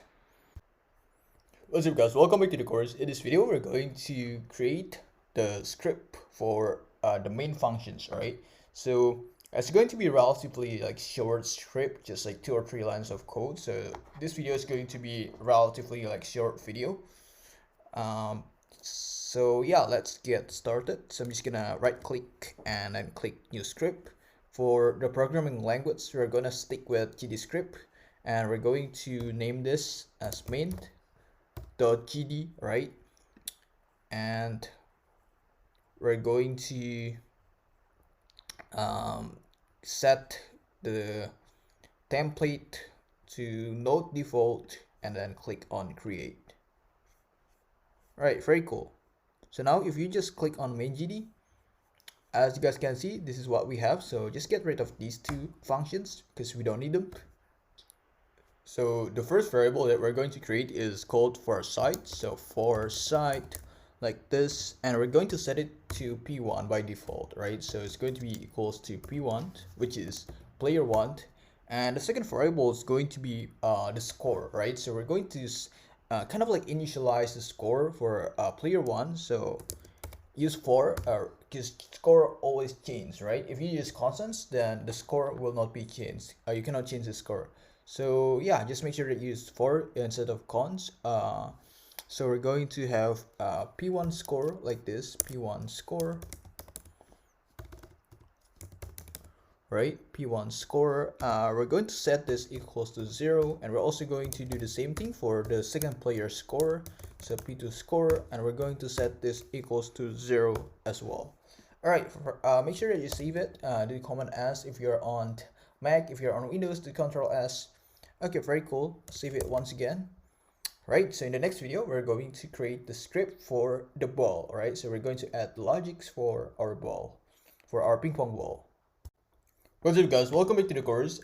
In the previous video, we already created the script for the main functions, and now we're going to create the script for the ball. Right, so in total, we're going to have 4 scripts. One for the main functions, second one for the ball, and the third one is for the ping pong player, the one we already created in the beginning, and the fourth one is for the game, right? For the node 2D scene. So let's go to our ping pong ball. Just click on ping pong ball, and then click on open in editor, and click on ping pong ball, and then click on this icon. So you're going to create the script for the programming language. Just stick with GDScript. And for the template, right, we're going to use character body to the basic movement. So we're going to customize this template for the path. Just leave it the way as it is, ping pong ball.gd, and I'm gonna click create. Right, so as you guys can see now, so far we have 3 scripts: main GD, ping pong ball, and player 1 GD. All right, so yeah, let's get started. I'm gonna close this so it doesn't distract us. All right, so now let's get started. I'm just gonna delete some of these, right? Because we don't need them. All right, so I'm just gonna delete some of these. I'm gonna delete the jump velocity. So we're going to have constant speed here, right? And down here, I'm going to create another variables called directions. Very similar to directions variable that we created in player1.gd. So we're going to initialize it. So vector 2.0 like this. All right.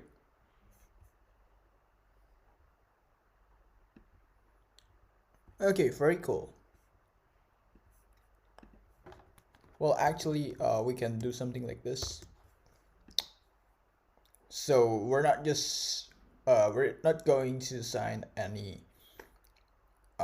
x axis or y axis to this vector 2, right?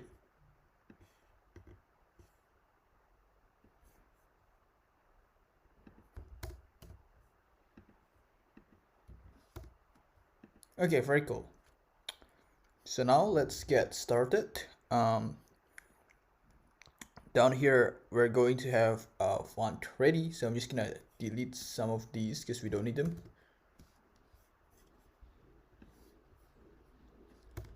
All right, so we're going to have font ready like this, and down here we're going to set the directions. So we're going to have directions.y equals to 1, -1, so that's the coordinate that we want to place. Dot pick random.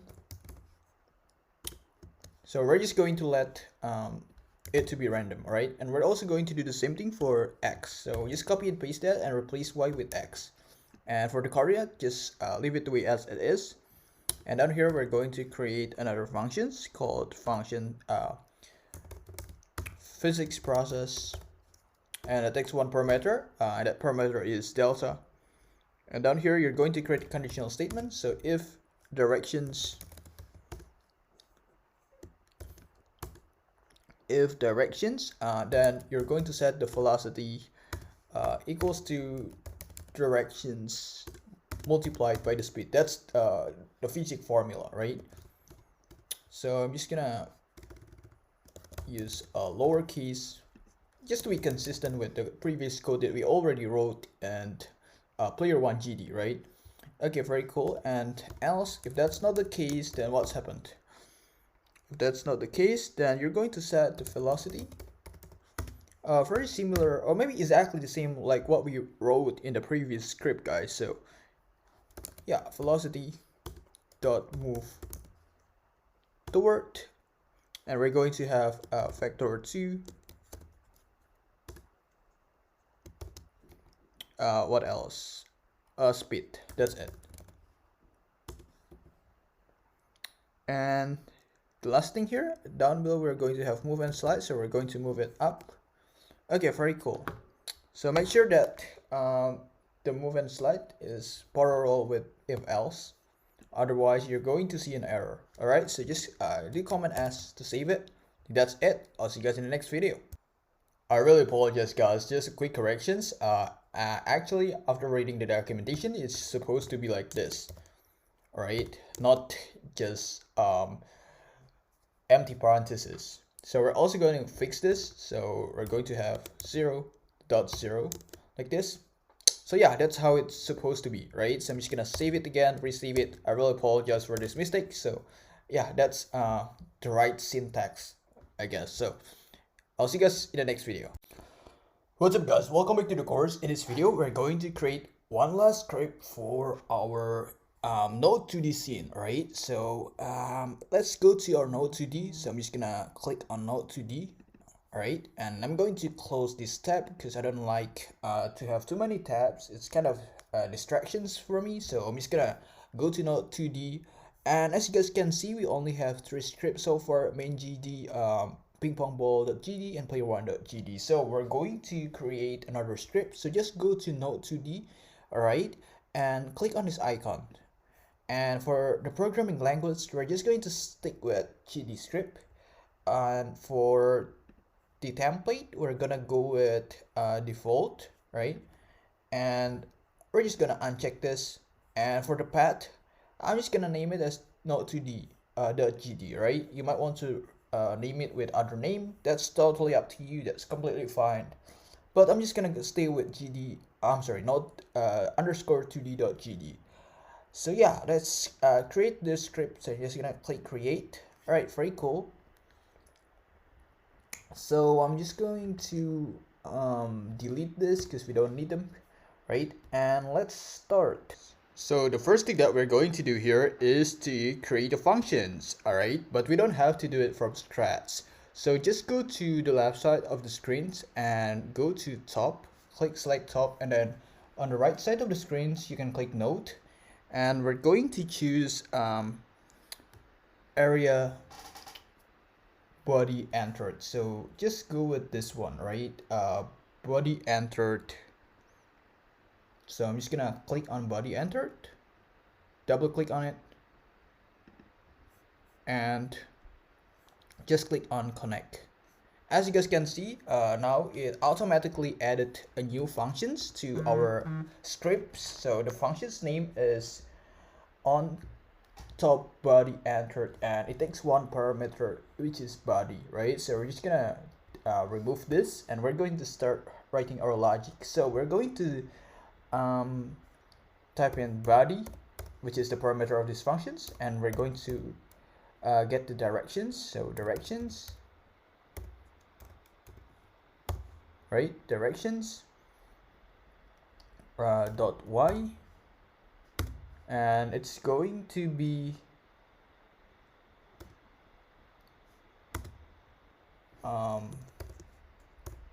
like this, -1. That's it. So that's the first functions, right? So you might be wondering, what does this line of code do? Well, actually we just want to access the directions from the vertical axis, and we set it to -1. That's it. All right. And the second thing that we're going to do is to do pretty much the same thing, but for the bottom functions. All right. So I'm just going to place my cursor here on the bottom, and then go to node, and then click, or maybe double click on body entered node. So just double click on it and click connect.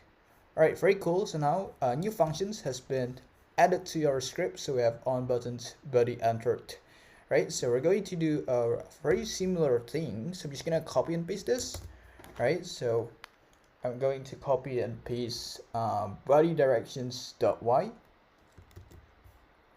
All right, cool. So now we already handled the top and bottom, right? The top and bottom. And let's do the same thing, but for the right one. Okay, so we already handled the top and bottom, but we haven't handled the right and the left one. So now we're going to do for the right one. So just double click on body entered node 2D, click connect, and this is what you got, right? On right body entered. So yeah, but it's gonna be a little bit different here. So we're going to type in like this, body dot q free. So what does it mean? That every single time the ball passed by either the first or second player, then it means he or she lose, right? Because you need to defend, right? You need to defend, so it means that you should not let the ball pass you. You should always catch the ball, catch the ping pong ball, and smash it back, right? So yeah, that's the logic. And down here, we're going to create a variable called for e, right? Equals to preload. So we're going to recall the ball function. So ping pong ball functions, right? Where is it? We're going to have res. Let me retype it. Res like this. And what's the name though? What's the name of our scene? It's a ping pong ball, right? So ping pong ball scene. Ping pong.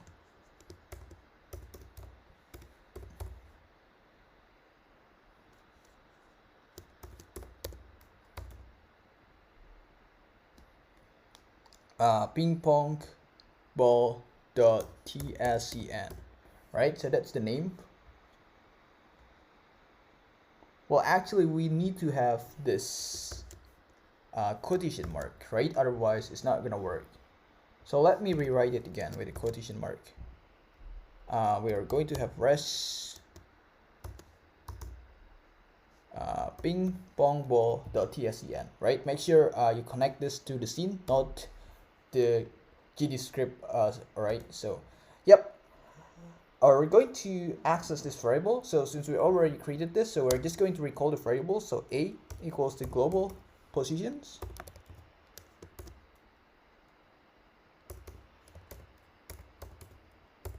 equals to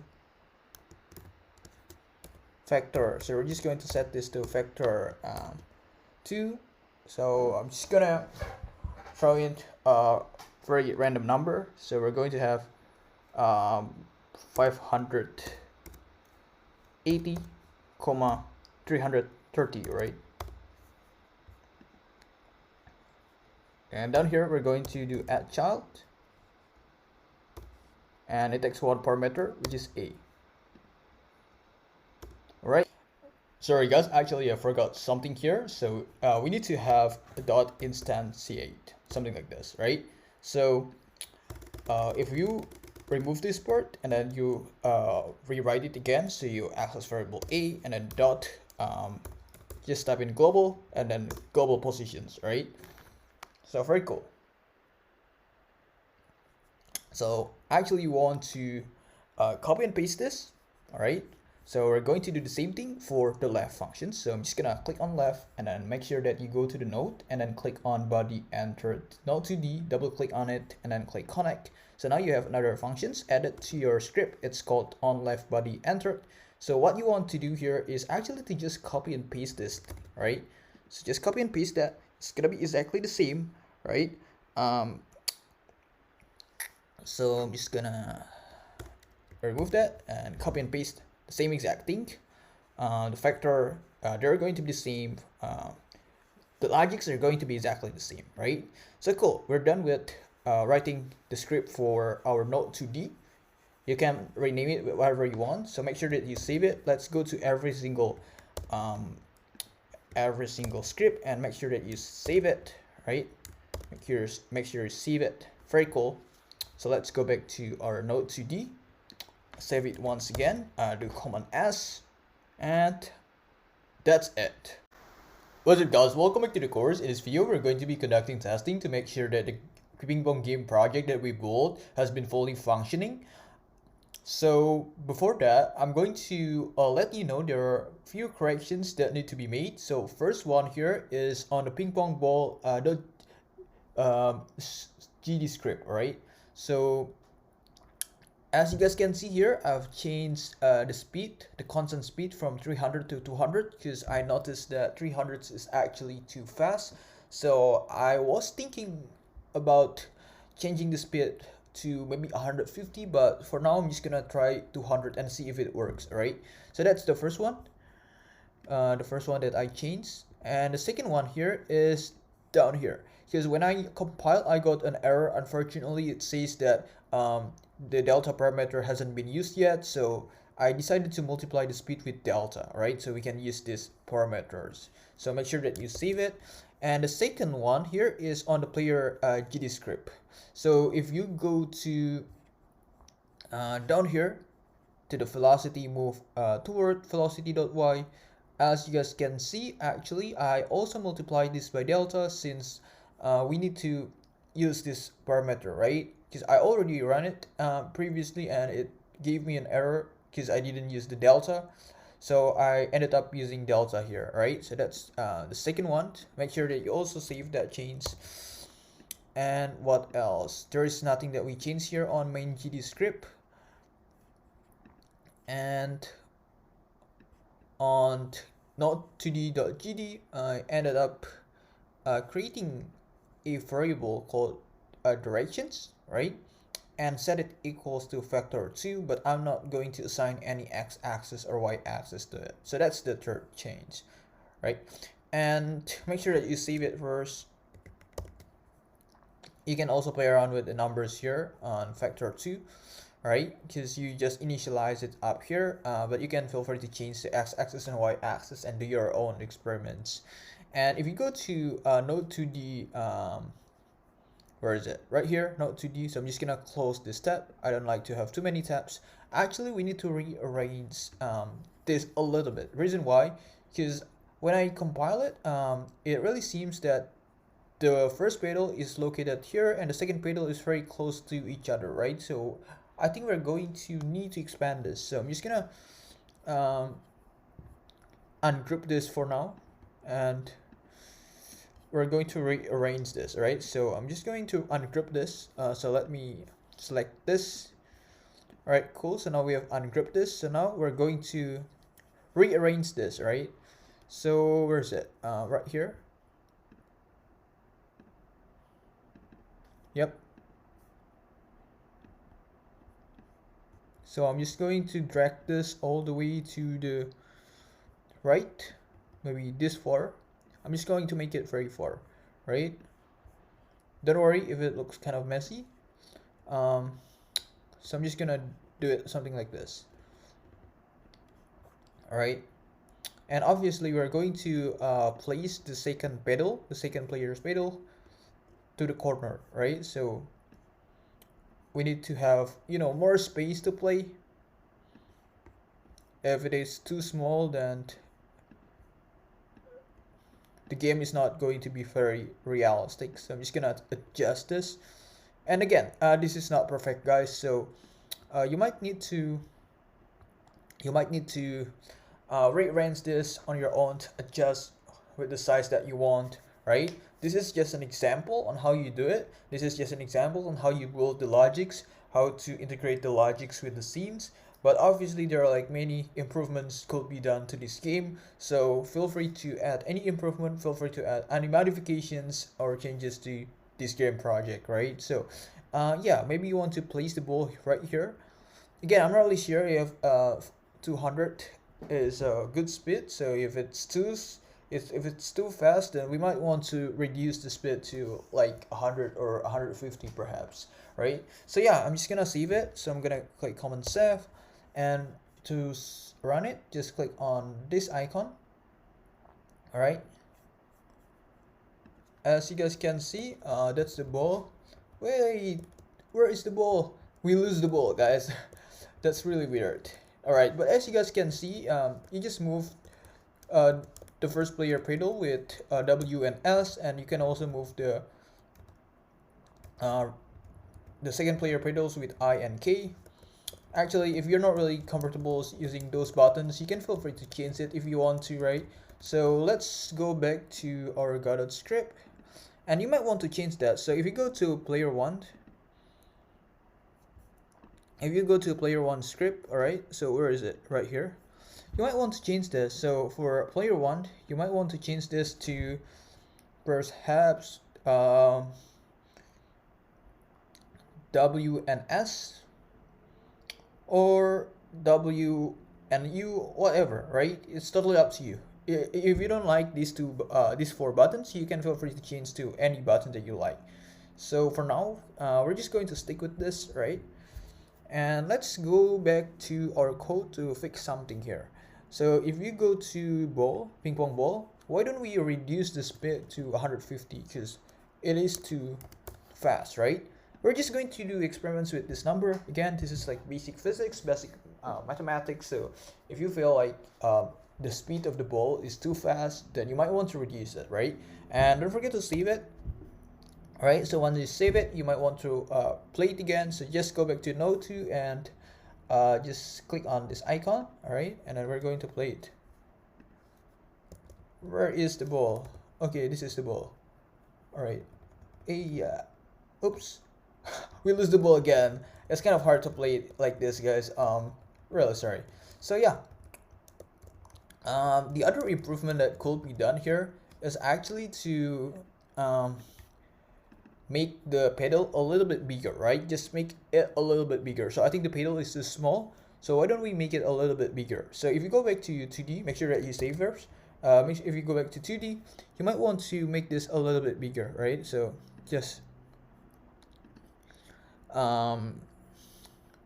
you might want to ungroup this first, right?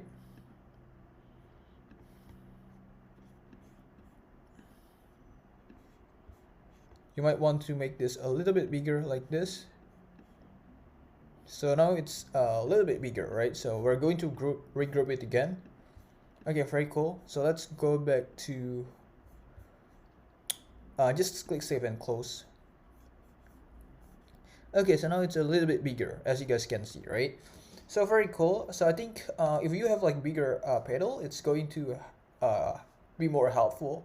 And for now, I'm just gonna reduce the speed of the ball to 100 or maybe potentially like 75 or 80, right? So I don't want it to have very high speed. So let's go back to the ping pong ball. And let's go to the script.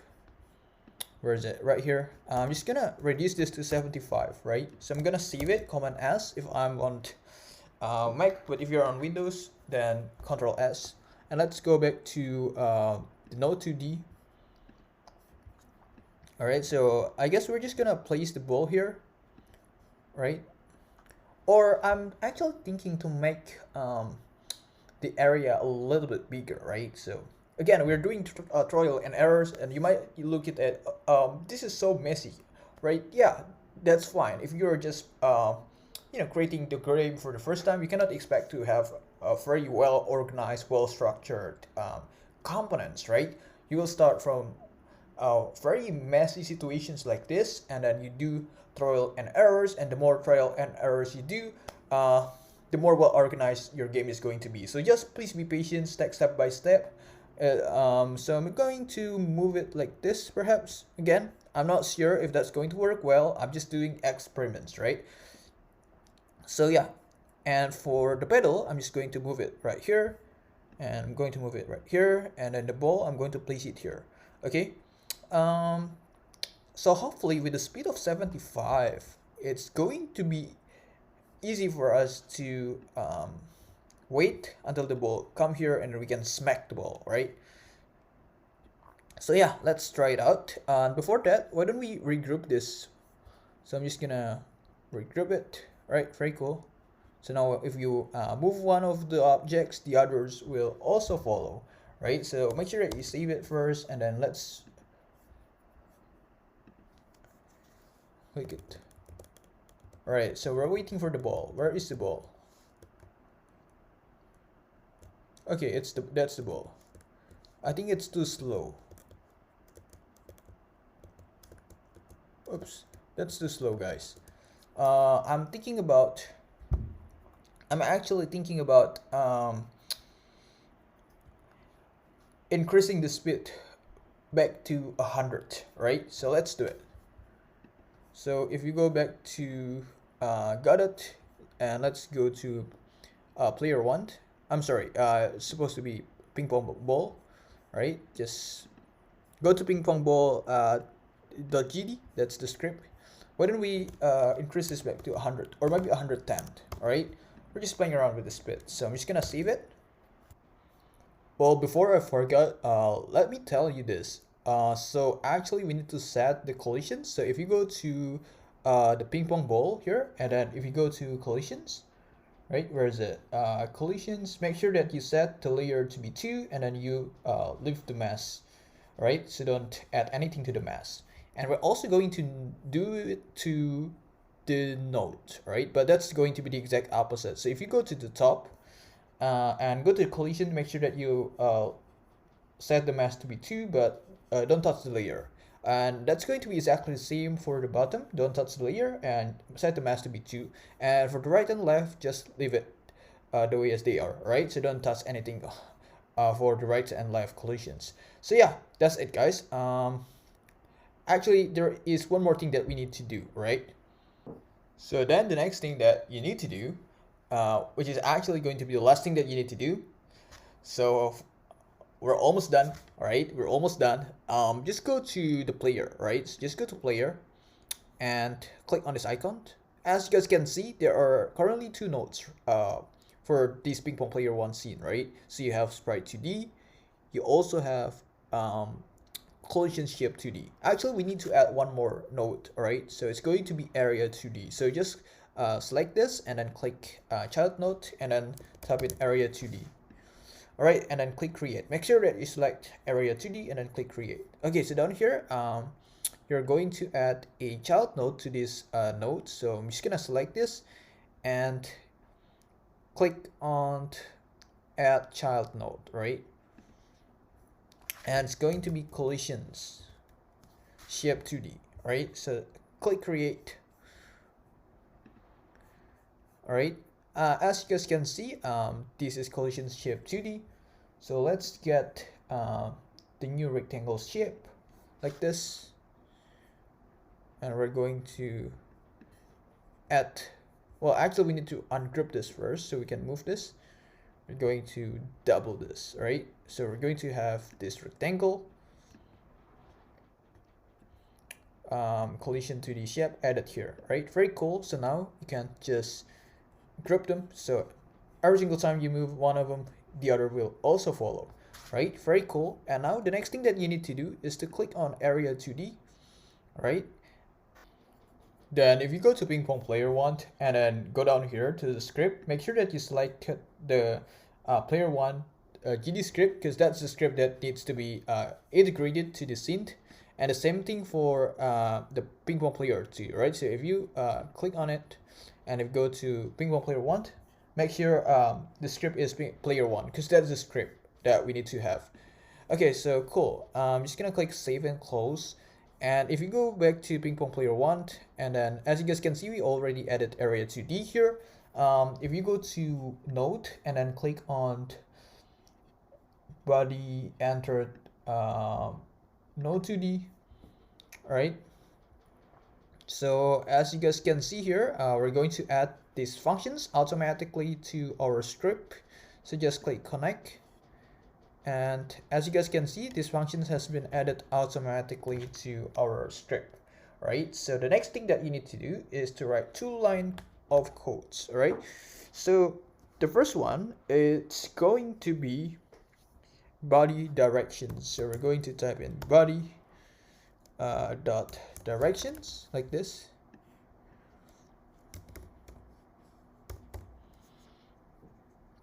All right, body dot directions dot x. We're going to have something like this, -1, and down here we're also going to have main dot site. Remember that we already created this script, main.gd. We're going to set it equals to site. All right, that's it. All right, very cool. Remember that we added for our site here. So yeah, that's what we're going to have here. And as you guys can see here, there is an error that says main not declared in the current scope. Don't worry, let's fix it. So you can go to project and then click on project settings. And if you go to auto load and then just find the node, which is the main.gd, that's what we want to connect, right? Just click open and then click on add, right? So now it's adding and then close. And automatically it will fix these problems. It will fix this issue, right? So yeah, that's how you fix it. All right, so let me maximize it. Well, it's still not done yet, so it might take time to do it. So I'm just gonna redo it again. So project settings, and let's go to auto load. And as you guys can see, this is main.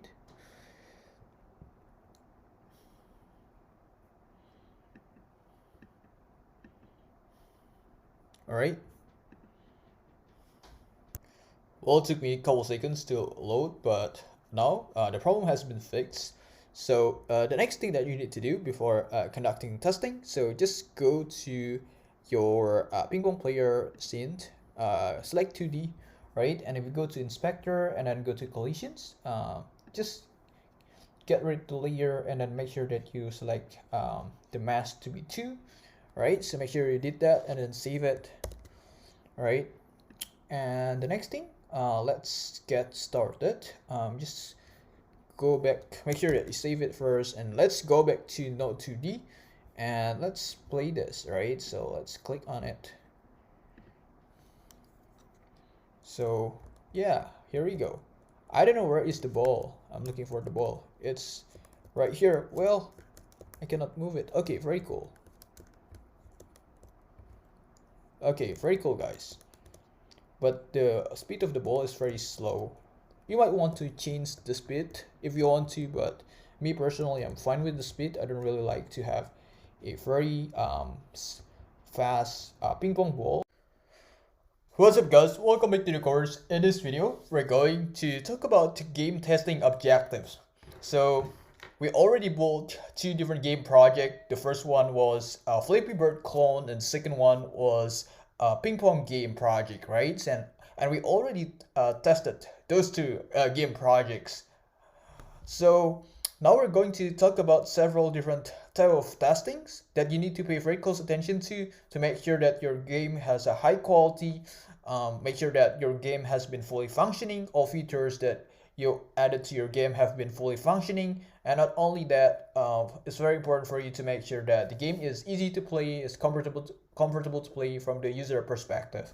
All right, so let's talk about the first one here, functional testing, or usually I call it functionality testing.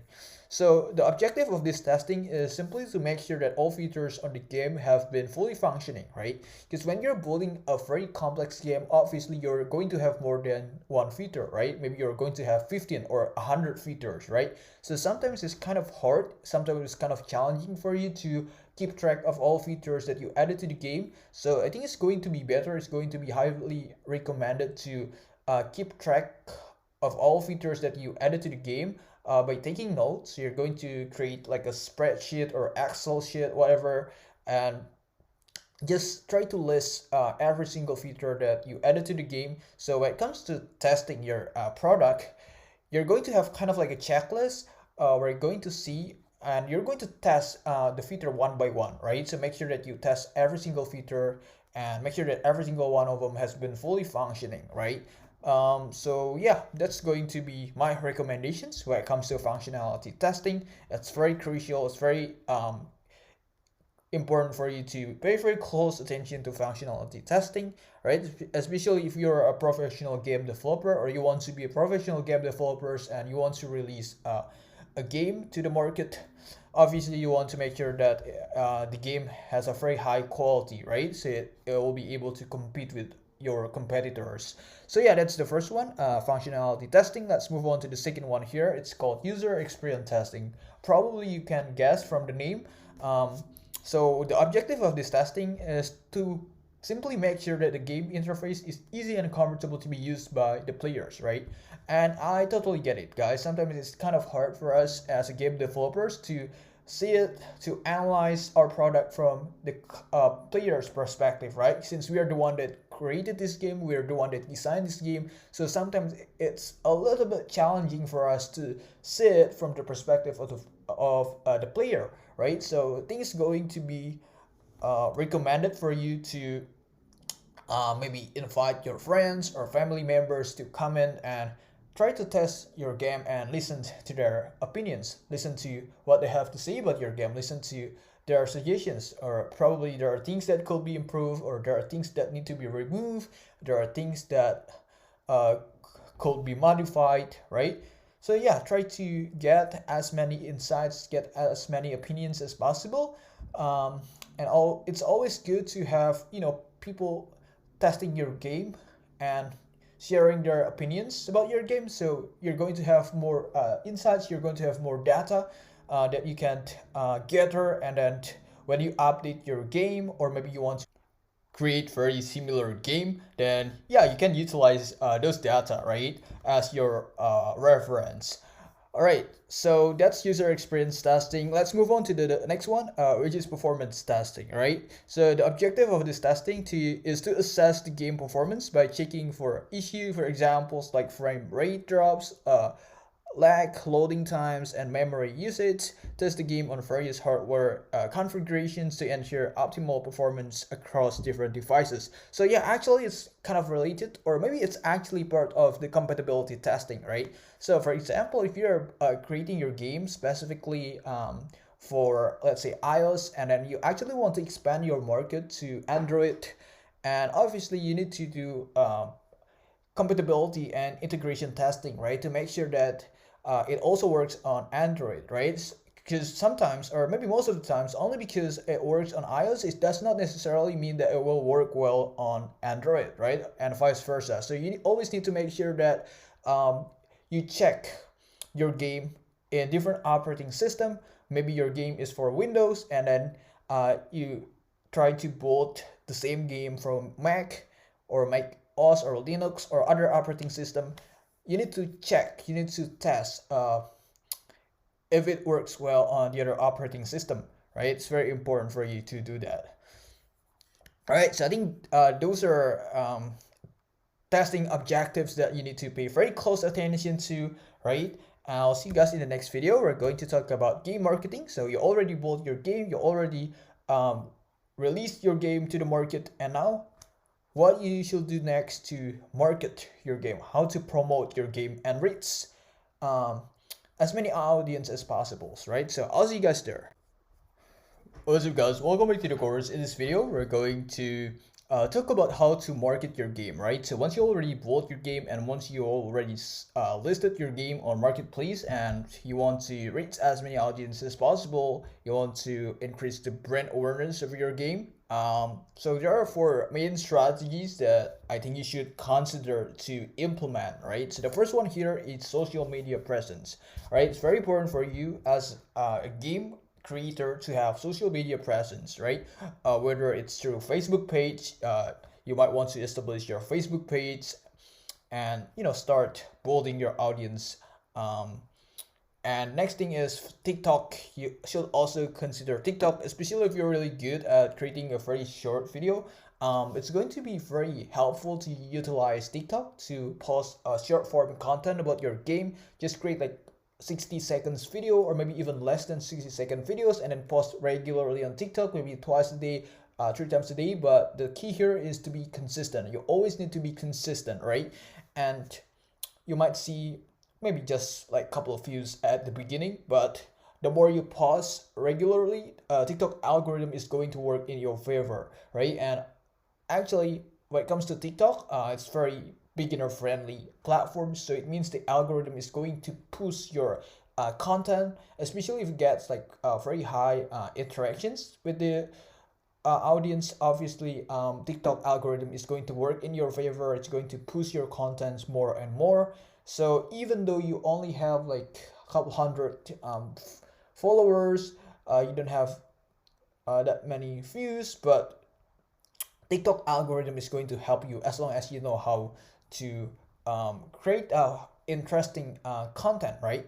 And the other one is YouTube, right? If you prefer to create like long video, maybe like 10 minutes video or 15-minute videos explaining about your game, or maybe just showing you playing the games, and you can post your videos on YouTube.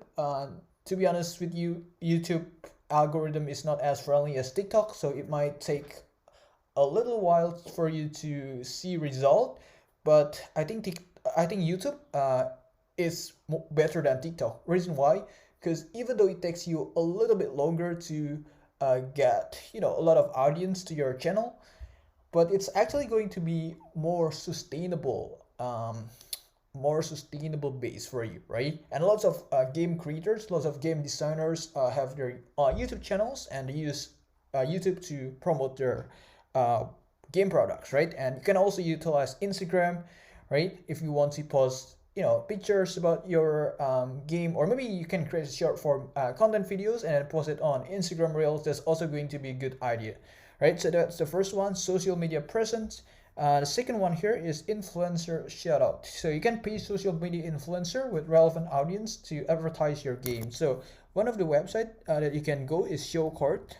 So where you can hire social media influencers who have a lot of audience to promote your products. So if you go down here, scroll down here, you can search for an influencer who has an audience with interest in game. Alright, so I'm just gonna type in game.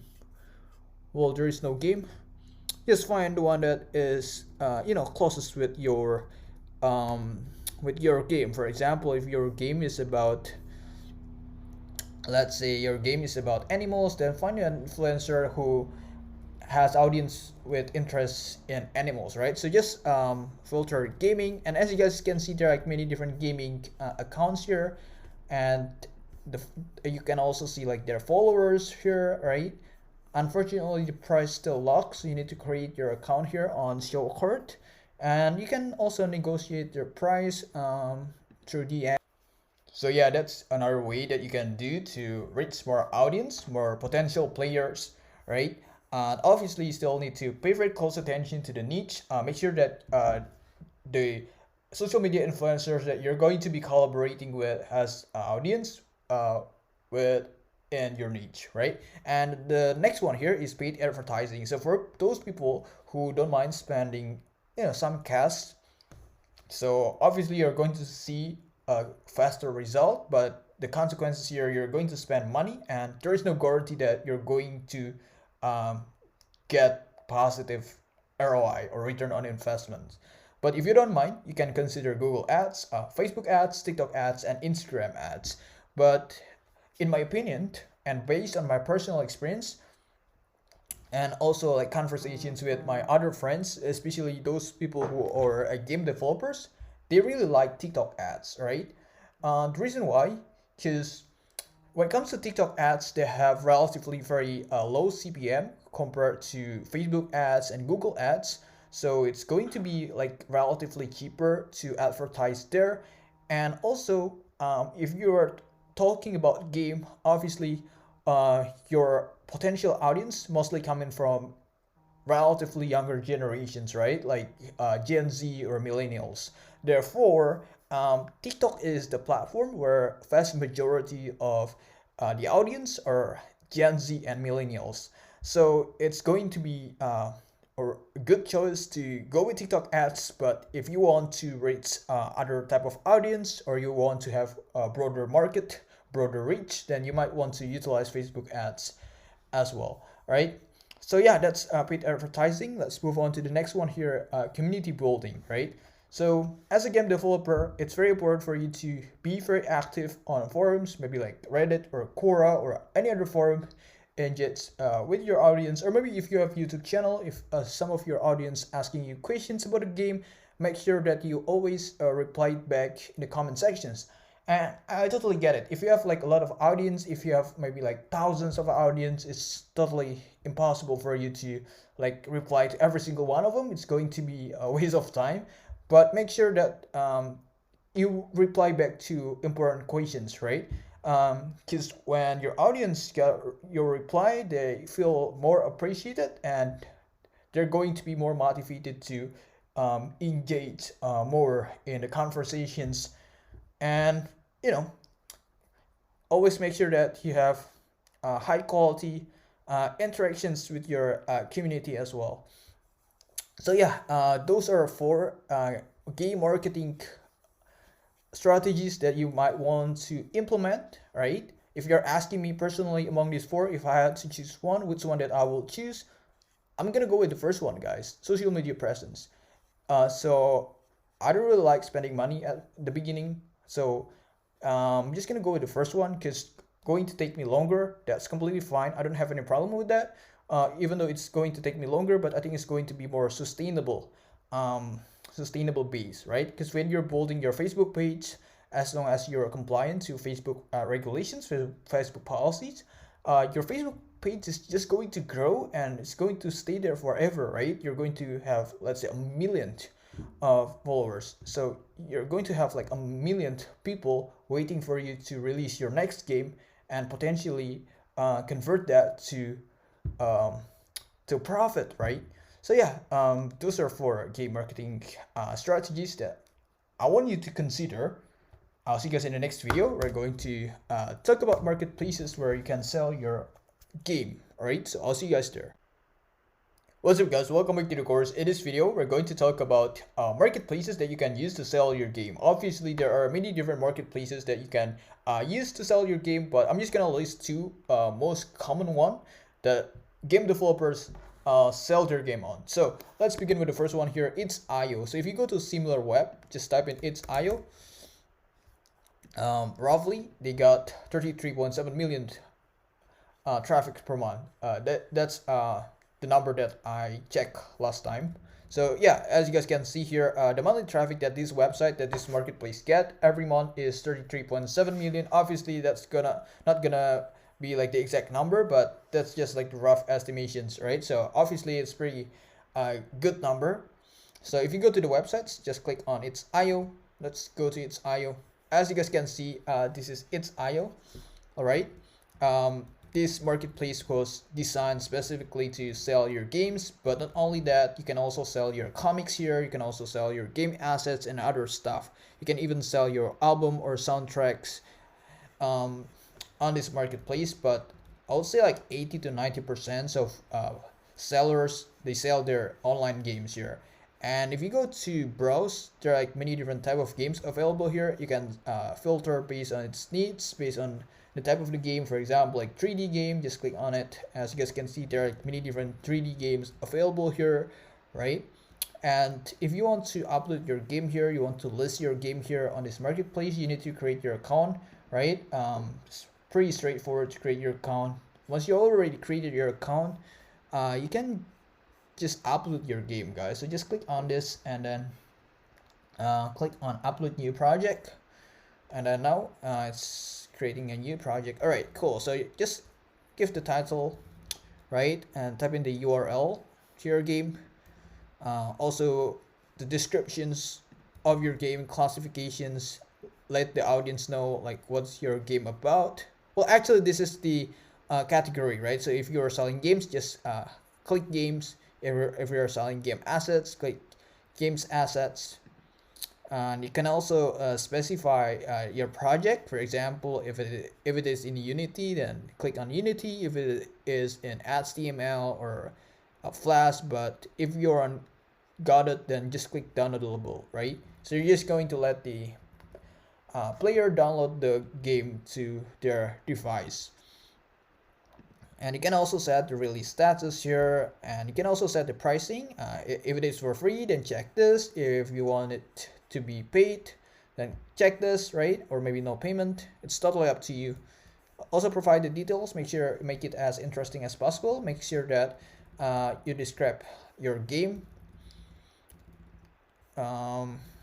And you can also choose the genre. What's your game about? For example, if it is in action genre, then click on action genre, adventure, or other type of genres. Or perhaps if you're selling your game on other places, for example like Steam or Google Play, you can also add those here. Yeah, so that's how you do it, guys. Very easy, very straightforward, right? So that's it's IO. You can also sell your game assets. For example, if you're not really confident to sell your games, you might just want to sell your game assets. You can do it too, right?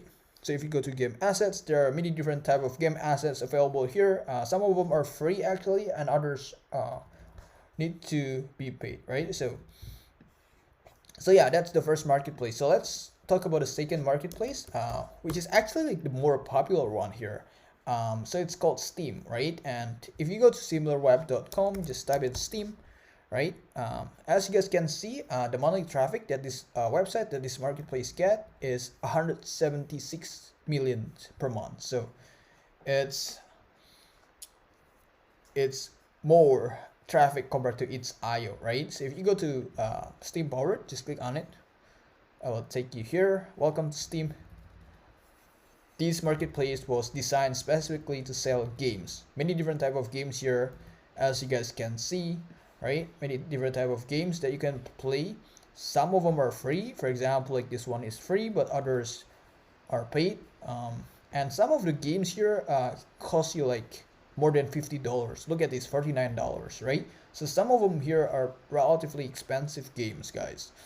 So yeah, if you actually want to reach more audience, reach more potential players, then go with the second marketplace, right? So if you're asking me like which one to choose, I think it really depends though. If you're planning to sell a game that is more expensive, then go with Steam Powered. But if you are planning to sell a game that is relatively cheaper, then go with the first one, it's IO, right? It's totally up to you. Do your own research before choosing which marketplace that you want to use. But if you're asking me personally, like which one that I want to choose, then I'm gonna go with both, right? It doesn't take too long for me to set up like both marketplaces, so I'm just gonna create the account on itch.io, also create the account on Steam, and then sell them, right, with the same price. Right, so that's what I'm going to do if you're asking me that questions. But again, it's totally up to you guys. All right, very cool. What else? Oh yeah, actually when you're selling your games on these marketplaces, right? For example, like it's IO or Steam. Make sure that you state your copyright statement very clear, right? So you will forbid anybody to distribute copy of your game, right? So just to protect your right as a game developer. So yeah, I think that's it, guys. I'll see you in the next video. Bye. What's up, guys? Welcome back to the course. In this video, we're going to summarize all things that we've learned so far, and I'm also going to share a few tips and tricks on how to take all skills and knowledge that you've learned in this course to another level, right? So whatever your goal is, whatever your objective is, maybe you want to be a professional game developer, or perhaps you might want to build a high quality game and then sell it to many people. Well, it's totally up to you. So I'm just going to summarize everything, right? And before getting into the topic, let me tell you, actually, this video is going to be the last video in this course. So first of all, massive congratulations for completing the course. Massive congratulations for getting this far. I'm so proud of you, and you should be proud of yourself too, right? And congratulations for taking actions, because there are lots of people out there who have the same goal as you, but they're not willing to take actions. But when you're taking actions, at least you already a step closer to your goal, and you're already a step ahead of all your competitors, right? So once again, congratulations for your courage to take actions. All right, so let's get started. The first one here, the first thing that I want you to put a very heavy emphasis on is user experience, right? Always try to evaluate if the game is easy to play, comfortable to navigate from the player's perspective. All right, so when you're building a game, always try to position yourself in the shoes of the players, right? Try to see it from the perspective of the player, right? So if you're building the game this way, or if you're adding these logics, what will be the effects to the player, right? Will they enjoy it, or maybe they will hate it, right? You need to make sure that you understand what the player wants, what the player actually needs, right? And build the games to fulfill what they want. So that's always my suggestions, right? And actually, it's not that simple. Then you might be asking me this question. All right, so if that's the case, how do I accomplish that goal? Well, there are like many different things that you can potentially do, but if you're asking me that question, well, personally, here is my answer. I'm going to assume that you have, audience. So do survey, right? So you're going to ask your audience to fill in survey, so they can share their opinions about the games that they already played, right? And then ask them, right? What are things that could be improved? What are things that need to be removed? Or what are things that are already great and you might want to see, other features similar to those great features that they are very satisfied. So yeah, you might want to ask that kind of questions and then gather their answers and then do data analysis to see like what your audience actually want. All right, so that's the first one here, user experience. And the second one is also kind of related to the first one, target audience. You need to do research to identify who your main target players are and try to understand their interests.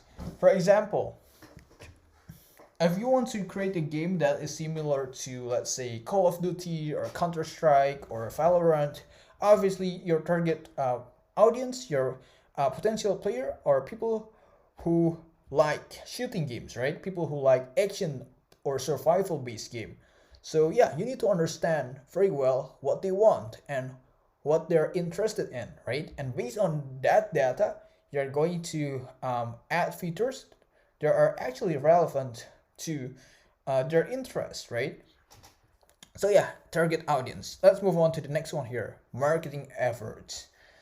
No matter how good the game that you build, no matter how high quality the game that you design, but if you don't have good marketing efforts, if you don't implement the right marketing strategies, then obviously it's going to be very hard for you to reach many audience, and you don't see a lot of sales, right? Sometimes it's a bit frustrating. I totally get it. That's the reason why it's very essential for us as game developers to implement right marketing strategies to promote your game, to increase brand awareness, and also reach as many audiences as possible, right? So yeah, many different strategies that you can implement as we discussed in the previous video, maybe social. So if you're not willing to spend money on ads, then go with social media, guys. The analogy behind it is very similar to building a luxurious house, alright? Even though it might take a while, but once the house has been built, it will be there forever. The same thing when you're building Facebook page or Instagram account, TikTok account, or maybe YouTube channel, right? It might take a while for you to see results. It might take a while for you to get your first 100K followers. It might take a while for you to get your first million follower, but once you get there, it's going to be great, right? You're going to have a lot of potential players, a lot of potential audience, and they're going to wait for your next game to be released, right? So um, just spend extra efforts on marketing, guys. All right, so let's move on to the next slide. Well, thank you so much, guys, for taking the course. It's been an honor and pleasure for me to be your instructor on Udemy. Once again, thank you so much. And please leave reviews. Let me know what are things that you like about the course, what are things that you don't like about the course, so I could improve the quality of my future course, right? And I wish you all the best. I wish you all nothing but the best. Whatever goals you do, whether you want to be a professional game developers, or perhaps you want to release your game, you want to build and design your own game, or whatever goals you do, I wish you all nothing but the best. I really hope to see you again in my future course. So I'll see you whenever I see you, guys.